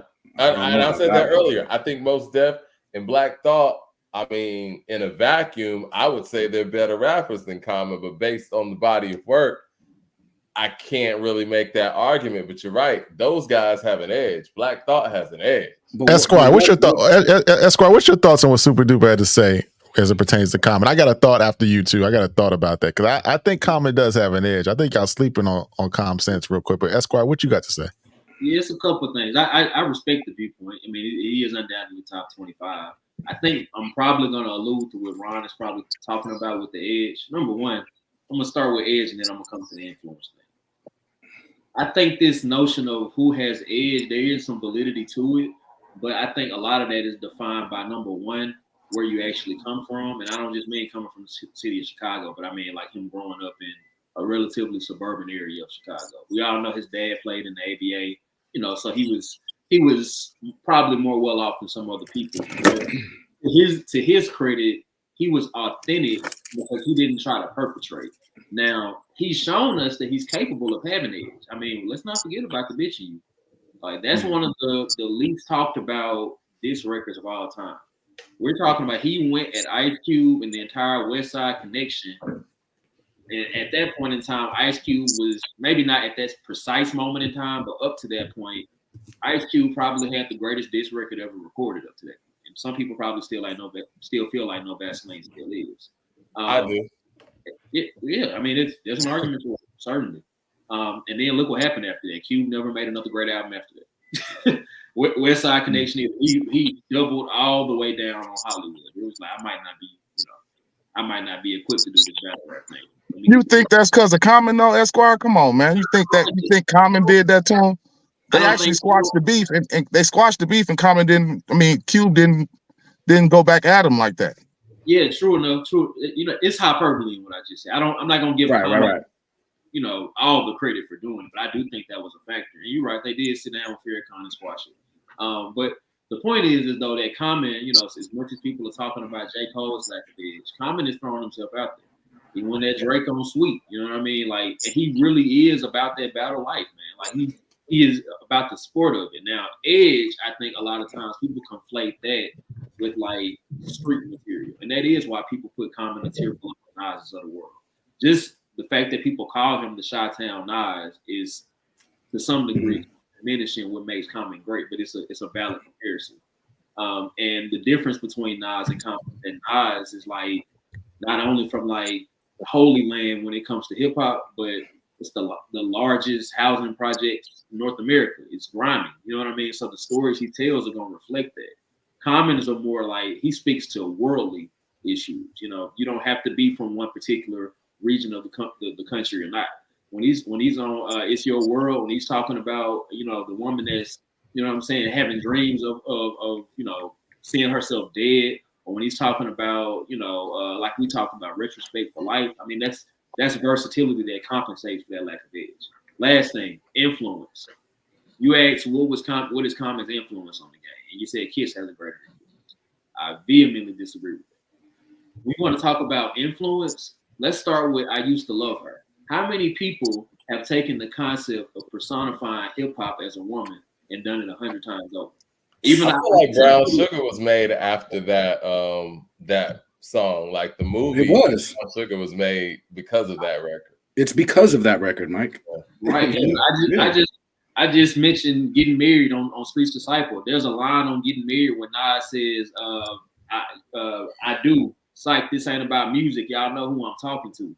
The point of reference for that is the fact that that concept has been overdone since Common did it. You see what I mean? And I would venture to say I Used to Love Her. Everybody won't disagree. I would venture to say that I Used to Love Her is a top 10 hip hop record of all time. Oh, I can see that. And I would stand up. That's Right. number one. Go ahead. To piggyback on that impact thing, right? Growing up, I always viewed Common as like the king of the underground and the king of the backpack guys. Like it was Roots out there, you know, you had Black Star out there, but I viewed Common as kind of like the figurehead of it, you know, like that whole Lyricist Lounge crowd. Yeah. So I do think that he has some level of impact in that part of the subgenre of hip hop as well. Let me give you 4 bars real quick from Common. I'd be lying if I said I didn't want to make millions. More than money's sake, I want to save children. Dealing with alcoholism and Afrocentricity, a complex man drawn off of simplicity. This is a mission in Common's music that you might not hear the edge like I hear it, but it's sharp. Common is sharp with what he does. Nah, you can't say he don't have no edge, man. Because you listen to One Day It All Makes Sense, that record called Hungry. That's a hard record. I mean, you pull up the night and rhyming bomb and armor. I bomb on you like Bro, I'm not gonna say Common don't have edge. Like you know, he do have songs where he has edge. But let's just keep it real. Most hip hop fans and probably most people in the chat will look at Common as making simp music, to be honest with you. And that's the appeal. That's not true. That's not true, Super Dude. He makes some simp songs, but not all his catalog ain't simp like Hungry ain't a simp record. I'm agreeing with you that it's not that he make all simp songs, but he will be still put in the simp category, is what I'm really saying. Okay. I'm not, like I said, he do got the bitch in you. He got his moments. But people gonna look that people really look at him like he makes simp songs and elevator music. And like I said, I'm not shitting on him. I like him a lot. I'm not, you know, he make coffee shop music. He make backpack music. Right. I'm not coffee shops exist. I like that though. I like it. You know what I'm saying? I'm not but just from when, you know, just the image that he portray, and you know, he always cheesing. He out there at Democratic conventions and like it's like his image is kind of simpish, you know what I'm saying? And that's kind of what hold people back, you know what I'm saying? Like the older you get, the more you can respect it. But let me ask you this, Super Duper. What would you say to somebody who would say, you know what, I got Eminem over Common on an all-time? Man, come on, man. You tickling me right now, Mike. That's like I don't. Even though you're using a super lyricist to compare to Common, so everybody. Man, you're not no super lyricist, man. Stop it, man. Okay, you're not no super lyricist, man. All right, I'm not going. Y'all gotta stop that, Will. Like I said, man. Let's come on, man. We gotta stop it, man. Stop it, man. Like let's not pretend that Eminem is. To your point with simping, right? If he's a simp to people, right? Well, that's a part of reality too. If he's coffee shop music, that's a part of reality. If he's backpack music, that's a part of reality. Someone has to stand in these squares. Now, I understand people may be like, well, that's not tough. That's not street. When you go talk to your OG or you go talk to your uncle, your father, whatever, they're not always trying to be tough. Sometimes they're just trying to give you some game.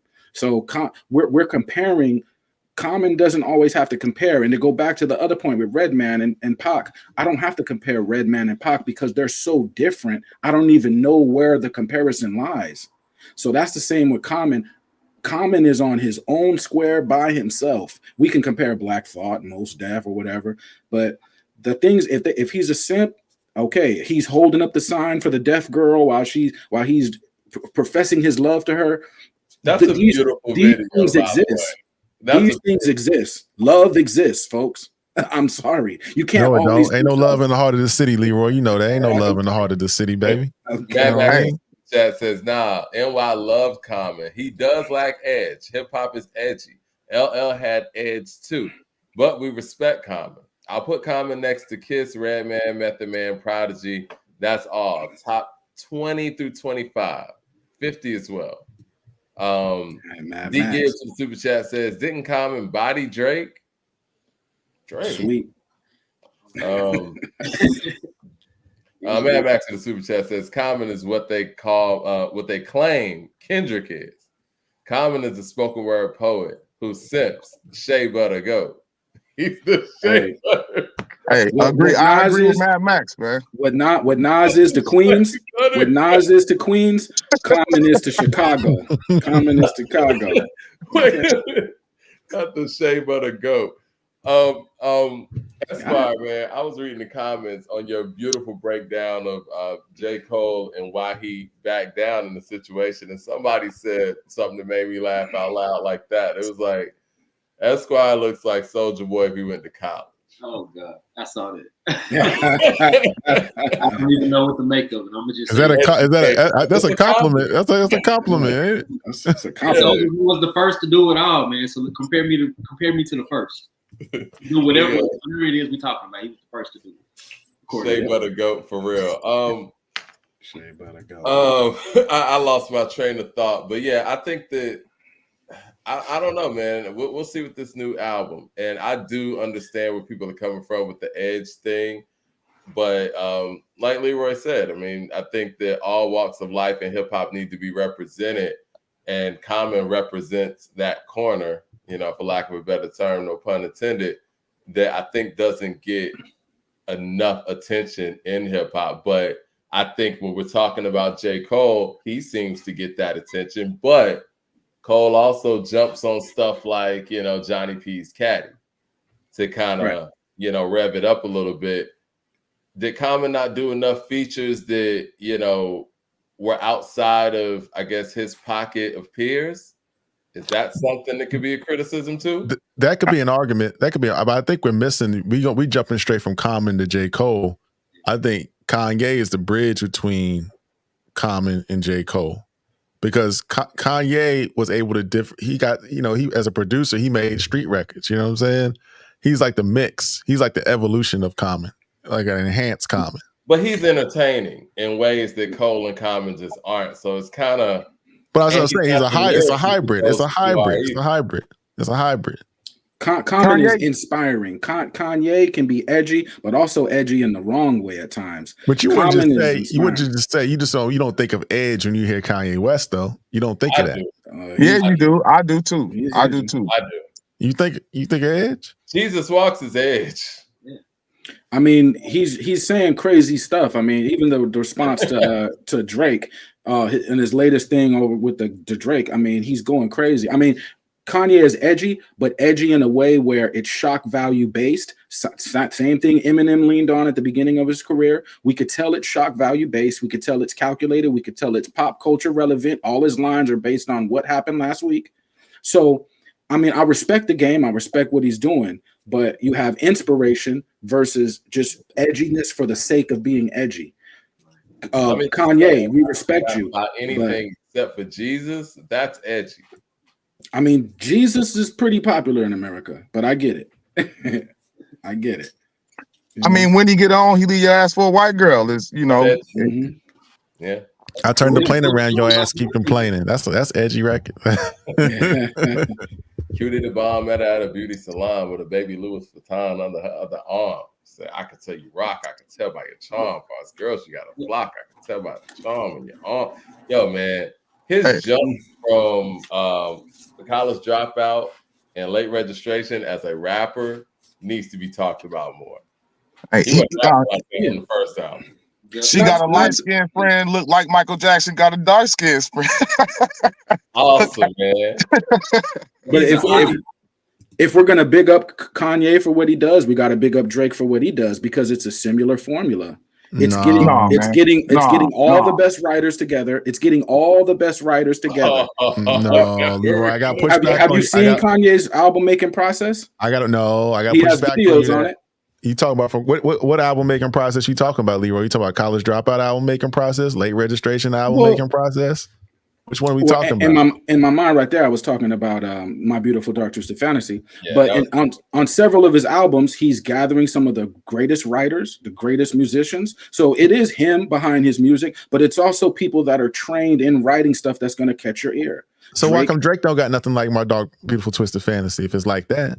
If Drake is also singing. I'm sure there's some girls out there that like, I feel the same way about Drake. So I'm sure. Wait a minute. Who are these writers that everybody speak about when it comes to Drake? Are we talking about Quentin Miller, or are we talking about more and more? Because Quentin Miller dropped off of the Drake team, if you will, like 10 years ago.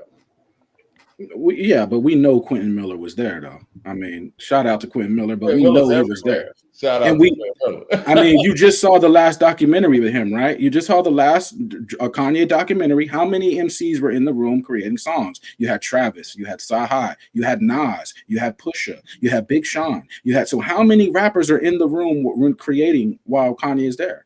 And they're all on camera. We all see them. So you don't think that Kanye wrote some of those very interpersonal records?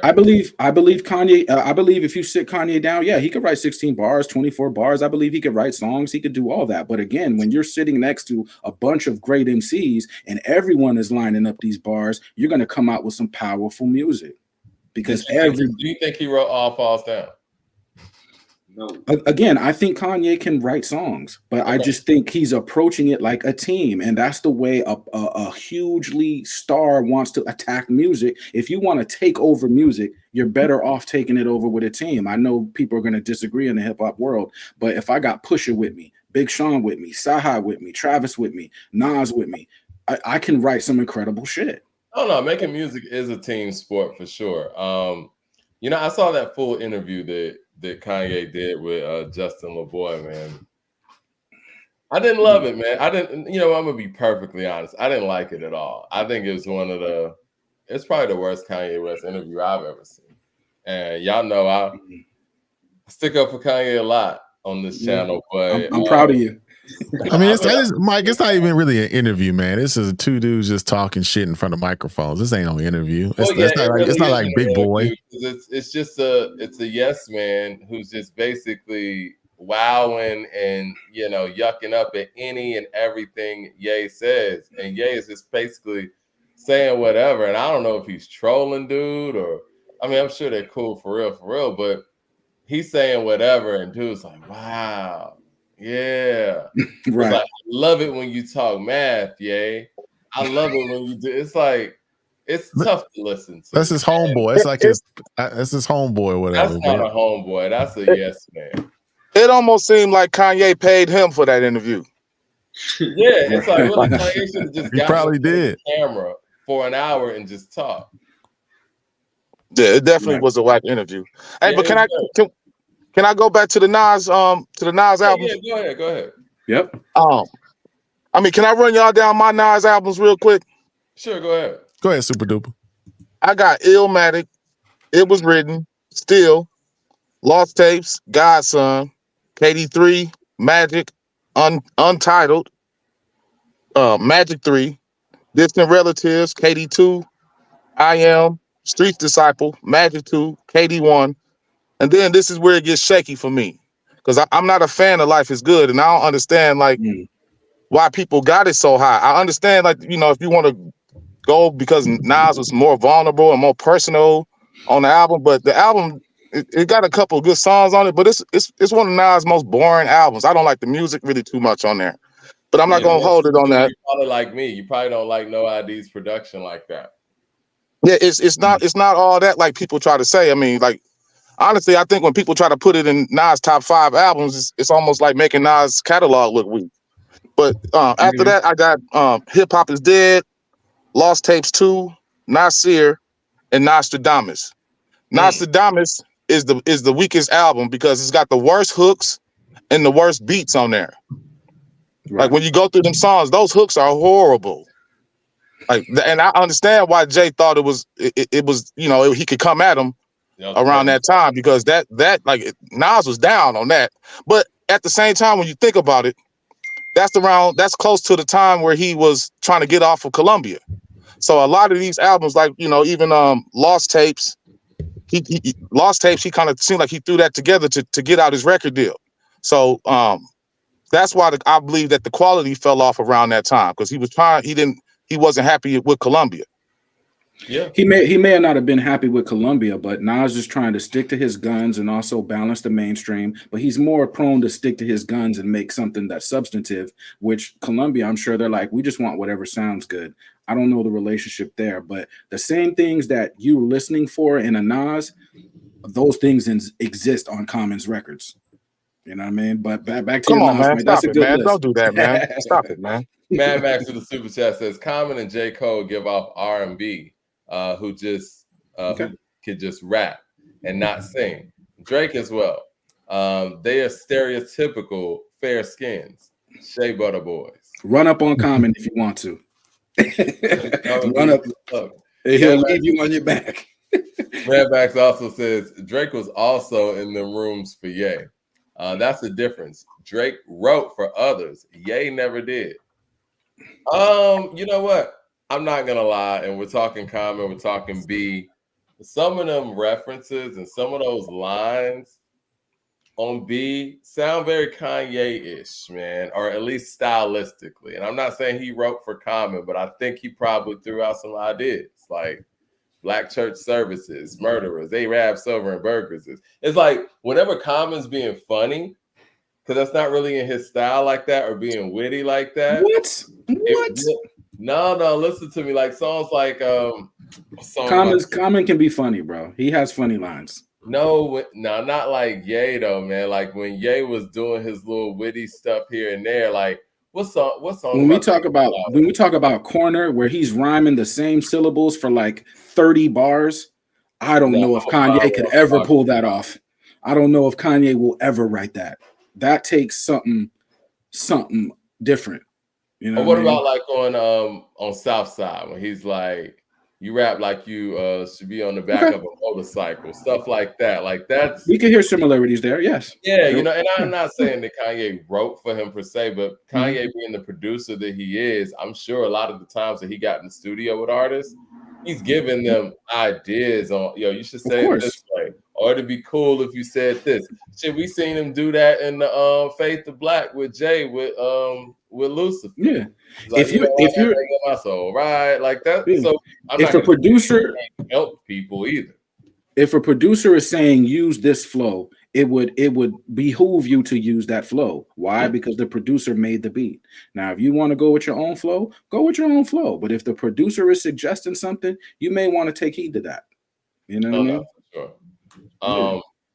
I want to say something too, man. I know I got on the last episode and kind of put it out there that I thought that the Tupac interview on To Pimp a Butterfly might have been AI, and people went in crazy on me and said, "Yo, that was a interview from Sweden and this and that." I apologize, guys. I should have looked further into that. But hypothetically, if that was AI, would you have had a problem with it? Probably not. Not me. Yeah, I mean, Kendrick gets a lot of passes, guys. Really does. Can we go through one? Can we go through one show without talking about Kendrick? Can we go one show? Please. I guess no. Kendrick's one of the greats, man. I mean, we just talked about some real great stuff today, man. Now we got to talk about K. Dot. Okay, let's go. Hey, last point on Kendrick. If Kendrick makes something that you don't like, does that mean he's not great? And that's where we're not. If you don't like his album, you're taking that as, well, Kendrick's not great. That you're looking at it wrong. You're looking at it wrong. Because you don't like it doesn't mean that he's not operating at a totally different level that you don't see. That could be true. I mean, obviously he is operating at a different level. I don't like his music, and I'm not gonna lie on here and say I do, but is Missteppers a rap album, or could it be considered almost like a musical? Well, I don't know it's not considered good. That's what it's not considered. It's not considered good. Do you go to musicals? Nah, well, I mean, I know it's like a mute point to even ask people this sometimes, but what exactly is it about Kendrick Lamar's music or catalog that you just don't like? I mean, I didn't come up in that era. I mean, I didn't come up on that era with Dot. I think his voice, his delivery is kind of theatrical to me. Section 80 is my favorite Kendrick Lamar album. I'm actually Section 80 is my favorite. It sounds like it's more natural on Section 80. He don't sound like he's trying so hard to be great. You know what I mean? Yeah. Like Damn is another. I do like Damn. I do like Damn. I like Damn better than The Pimple Butterfly, to be quite honest with you. Yeah. Good Kid, Mad City. I liked a few joints on there, but I just don't go back and listen. Maybe because I'm not from the West Coast. I didn't grow up in that time. It's not really for me. You know what I'm saying? I came up on Big, on Pac, Kanye. I didn't come up on Kendrick like that. You know what I'm saying? I just don't feel his music. I just don't feel him. I mean, I just can't. I would be lying to say, yo, I feel him. Only time I really felt Kendrick was on Section 80. You know I think he's an incredible lyricist. And in my personal opinion, I think that he's a great album maker. My only criticisms of Kendrick throughout his career actually have just been in recent times, and the fact that, you know, he's given us so many gaps during a time period where everybody is so active. I think that his singles fit him and who he is. I don't think he tries too hard to connect people with the singles outside of King Kunta, and that actually comes from my favorite album from him. But I think that Humble makes sense for him. DNA makes sense for him. I love the fact that they put out Element, made a video for it. The theatrics fit him too, because it seems like that's what he's about, but he's lyrically dense. He takes on a lot of dope subject matter. My only criticisms, again, was the fact that he came out there on Control saying that he wanted to dominate, and then he didn't have the actions to back those things. And that's it. Other than that, man, I think Kendrick is super dope. And I don't think he's the #2 MC all time. I don't. Can I ask Esquire a question real quick before Leroy, you go? Esquire, when we talked today about Common's discography, right? And we talked about Nas's discography over the last show and this show. When you look at the totality of their works from Common and you look at Nas, and then we talk about somebody like Kendrick Lamar, can you understand? I mean, I'm asking you, do you see how Kendrick fits into that pantheon of great bodies of works? We talk about B, we talk about Can I Borrow Dollars in the conversation, like Water for Chocolate, Resurrection, Dream of the Believer, like Water Dream of the Believer. I'm not even gonna go to that record. Let's talk about Illmatic. Let's talk about It Was Written. It Was Written. Are we really saying Kendrick Lamar's discography is up with talking about in the mix with those albums? Do you see that? A lot of people do, and I see both sides of it. It depends on how you look at it. Are we looking at it in terms of a batting average, or are we looking at it in terms of when you knocked it out the park, to what extent did you knock it out the park? And I'll tell me what solo artist has a 4-album run where we're not just debating which one is the best, we're debating which ones are not classics. Right. Good Kid, Mad City. Right. Damn. I personally, I think there's a case that can be made for every one of those albums being classic. I would not go as far to say that Damn actually is a classic album. And if you want to dock another one of them, shout out to you, Ron. Section 80 is also my favorite Kendrick album, although I don't think it's his best. But if you want to dock another one, it would be that one, just because it was more underground and it didn't bubble as much. But the genius, though, Here's what's different between Nas and Common and every other rapper that has a great discography. There's connectivity between every one of the albums. Section 80 is literally him talking about what it's like to be an 80s baby growing up in the height of the crack epidemic, right? That's not just about Kendrick Lamar. That's about his generation. The next album, Good Kid, Mad City, is him continuing that theme, but this time he is focusing singularly on himself, where he fits into the scheme of this mad city that's been created by this chaos of the Ronald Reagan era, you know. Then on the next album, this is after he makes it, after he becomes Kendrick Lamar, he's on top of the world. He's looking back and saying, man, you know, as talented as I am, as poetic as my messages are, I'm really being pimped for my talent. And there are a lot of people back home that grew up in the same environment that I grew up in that I can reach, but they are mentally enslaved, and it's by design. What am I doing to contribute to that and being pimped by the music industry? To pimp a butterfly was originally supposed to be called to pimp a caterpillar, because what is a caterpillar? It is a butterfly with unrealized potential. And all that. Then on the very next album, you go on, damn, you're talking about not just Black America, you're talking about the world. You're getting biblical now. We're talking about damnation. We're talking about the inevitable reality that God is going to come down and strike us all someday, and we need to all be trying to repent. So when you put all four of those things together, and then you break down the fact that there are hits and entertaining records on every one of them, like going back to Good Kid, Mad City, I just stopped Nas when I was talking about Untitled and saying that as great of an album as it is, it doesn't make sense to Make the World Go Round or Hero to be on the album. The weaker songs on Good Kid, Mad City, a lot of people would say are the singles, Swimming Pool, Strength, and Poetic Justice. But they make sense in the theme of the album, and even when you force them from the album, they dope records. Like, that's hard to do. That is extremely hard. Extremely hard to do. Pause. I mean, to be a Kendrick Lamar, someone in the chat mentioned Exhibit, so I'm gonna take Exhibit. Then Ron mentioned Nas and Common, so we'll take all three of those: Exhibit, Nas, and Common. They are bar heavy, right? Now let's say we're all teenagers when Kendrick comes out, even though we weren't. Let's say in 2011 we're teenagers. What Kendrick does is not only does he have the bars, but he has the melodics in the bars. So not only do you have to be incredible with the bars, and he's telling stories and are conceptually layered, but he has the melodics. If we were teenagers when Kendrick came out, see, we're not always concerned about just bars. We need bars with melodics in it. So this means you can't just go with a Jadakiss verse. You can't go with just a Nas verse where no flow switches happen. We need to hear a flow switch happen every 4 bars, or that's what Kendrick comes from. You know, I like Guru. I like Guru. I come up from the school of Guru. I don't need no flow switch. I just need somebody to shoot me straight. Ron, you know what you sound like? You sound like, you know what I'm saying? We talking to a young cat, and I heard a young cat say this the other day, man. He said that, you know, Isaiah Thomas' game wasn't all that, because Isaiah wasn't out here, you know what I'm saying, doing the crossover stuff as a point guard that they're accustomed to seeing in their era of point guards, or, you know what I'm saying, just small guards playing ball.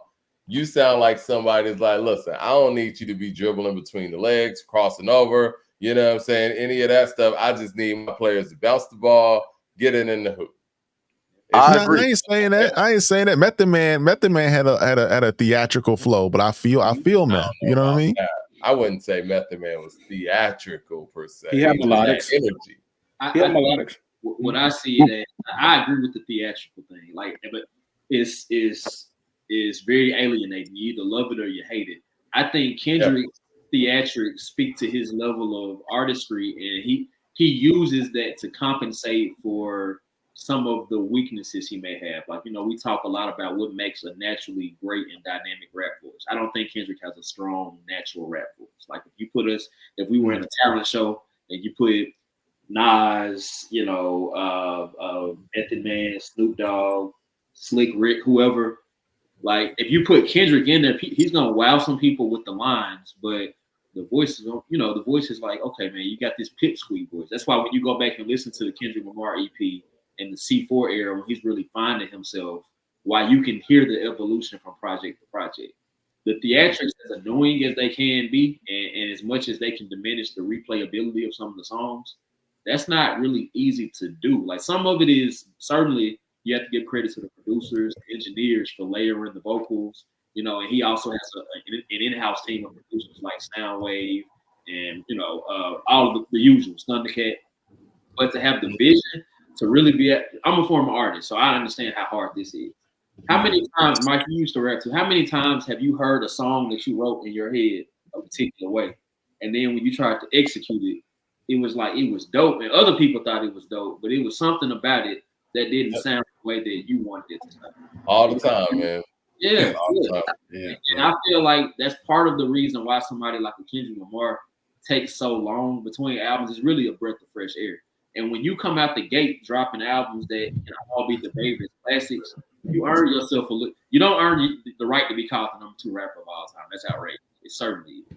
But you definitely earn the right amongst your peers to be able to say, you know what, I'm gonna chill for 5 years, because truth be told, as much quality as Drake has hit us with, none of Drake's albums are better than Good Kid, Mad City. None of them. No. I prefer J. Cole to Kendrick, but I'm keeping it in the book. None of his albums are on that level. They just aren't, whoever else you want to put in that conversation. So it's not like he's just like dropping good albums and disappearing. These are, when we talk about defining albums of the last 20 years, you have to talk about, of the last 15 years, if we talk about the top 3 rap albums, I think Kendrick has 2 of them. Seriously, I really believe that. My Beautiful Dark Twisted Fantasy, Good Kid, Mad City, and To Pimp a Butterfly is the conversation, And I think I don't think we're really gonna fully appreciate that contribution is in the grand scheme of the 50 years of hip hop until more time passes. Look at how people looked at it was written when it came out, as opposed to how people look at it today. Yeah. And I think people don't want to feel like, this artist that I love so much that was giving me these classics after classics, they don't want to feel like that time is over. They want that hope that Kendrick is going to come back with a new album that's going to, set everything back right. They want to believe that he's going to respond to Drake appropriately. At this point, I don't even think he's going to respond to Drake with a record. I don't. Hey, Mike. Yes, Mike, sir. to answer your original question of what holds you back from loving Kendrick Lamar's music, it goes back to what Esquire just said. For me, it's the theatrics.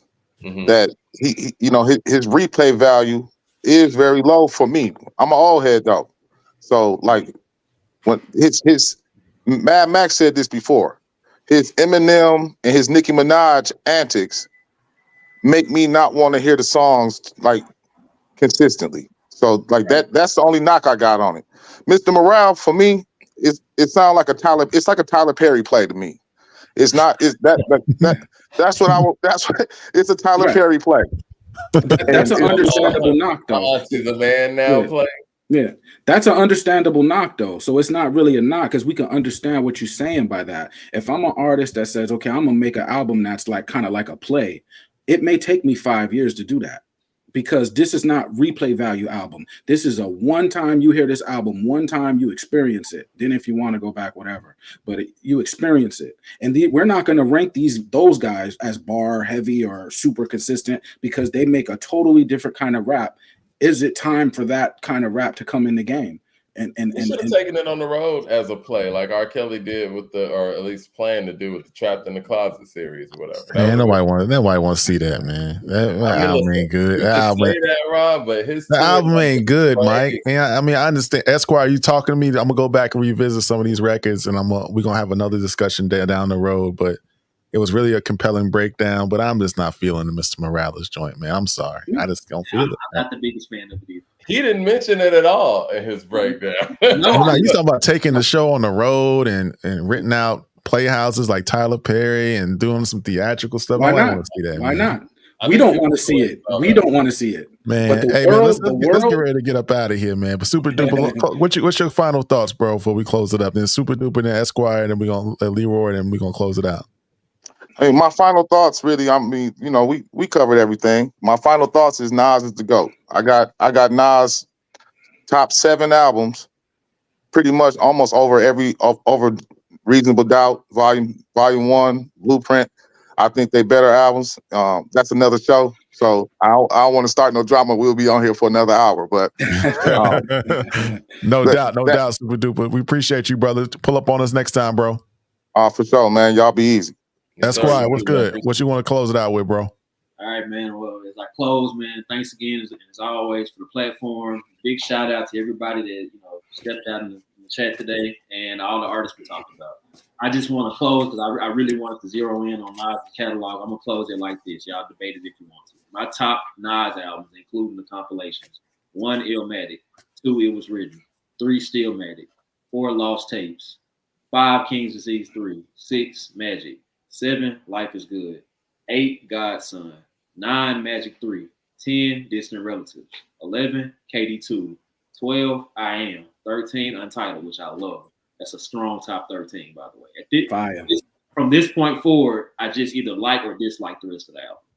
14, King's Disease; 15, Street's Disciple; 16, Hip Hop Is Dead; 17, Magic 2; 18, actually 17, Lost Tapes 2; 18, Magic 2; 19, Nasir; 20, Nostradamus. Damn, that's a lot of projects, man. Mm-hmm. It's a lot of projects. Well, Esquire, man, we appreciate Esquire, man. We appreciate you, brother. Coming through, brother. We appreciate it. Leroy. Yes, sir. Now I thought Mike and I were thinking that you're gonna make some progress today. Last time you got a great compliment on the show. This time not so much. But hey man, we'll get him next time, right? Oh, you did great today, Leroy. I'm gonna try to close out. Maybe we got a couple more minutes where you get a good comment. I'm gonna look in the chat. Okay. Make sure it's not coming from your burner phone. Only way he getting a good comment is if he can admit Nas is the GOAT. If Nas delivers with this Primo project, I'll be backed against the wall to where I won't have any other choice but that. Super. Is that where you're going? Okay. Jermaine Johnson with the super chat says there's only one long dot break. It's not a pattern. If Nas delivers, I will have to concede the point that yes, he is the GOAT. Because Primo, if you do an album with Primo, I'm gonna jump through the roof. I'm gonna jump all the way out the window.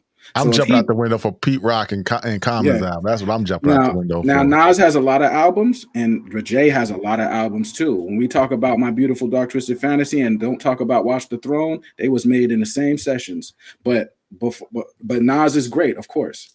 But before closing, I would encourage everybody as you get older in life and evolve into a different person, that you get familiar with Common's catalog and get into what he does with, Dreamer to Believer, Black America again, Like Water for Chocolate, One Day It All Makes Sense, Nobody's Smiling, Let Love, and other things like that. Beautiful Revolution. Because as you get older, you're gonna hear what he's talking about. No doubt, brother. No doubt. Mm-hmm. I appreciate everybody in this discussion, man. We really broke down Common's career, and I'm looking forward to the Common and Pete Rock album. We don't have an album release date yet, but from what I'm hearing right now, man, this is a hip hop album that I'm actually excited about, and it's not manufactured in that way either. Because if you haven't heard the song "Trying," Common and Pete Rock, check that joint out, and you'll be as excited as we've been on this show. And I'm glad we gave Common his flowers, and I'm looking forward to us talking about the album and being able to really put it in context in relation to, everything else in the game. But from what I'm hearing right now, man, it could be album of the year. Hey, real quick, Mike. Real quick, y'all. Hey, Mike, your Cash App. Is that the same Cash App as before, or has it changed? Oh, no, that's the same. Yeah. Okay. Yeah, we appreciate it. I saw that you hit the Cash App too. Appreciate the love, sir. And other thing. Did y'all do that UGK Riding Dirty homework? Oh yeah. We about to do that. We about to do that, Super Duper. We're gonna do that. We're gonna do that. Space J's Pimpin' versus Riding Dirty. We're gonna do that on a special Saturday episode. Mike and I just trying to get the schedule lined up. We're gonna do Coming Out Law. And I think that Riding Dirty, man, you're right. I mean, it hits all those emotions. It hits those topics. Like Ball and G was talking about pimping, and they was telling stories. This was a street record versus a record that kind of did more than just street shit. So I feel where you're coming from with that, because One Day You're Here and Then You're Gone is a powerful record. I remember kicking it with one of my homies back in the day, and that song just randomly came on. We was listening to music, and she just burst out in tears, man. Yeah, it'll do it to you. It definitely will do it to you. Yep. What's the move, fellas, man? I appreciate y'all. Yes, no sir. doubt, brothers. No doubt. Everybody hit like and subscribe. Great episode, man. I'm looking forward to even more new music. We got some stuff coming up this Friday. And shit, we're going to see y'all next week, if not before then. No doubt, man. Peace. I appreciate it, y'all.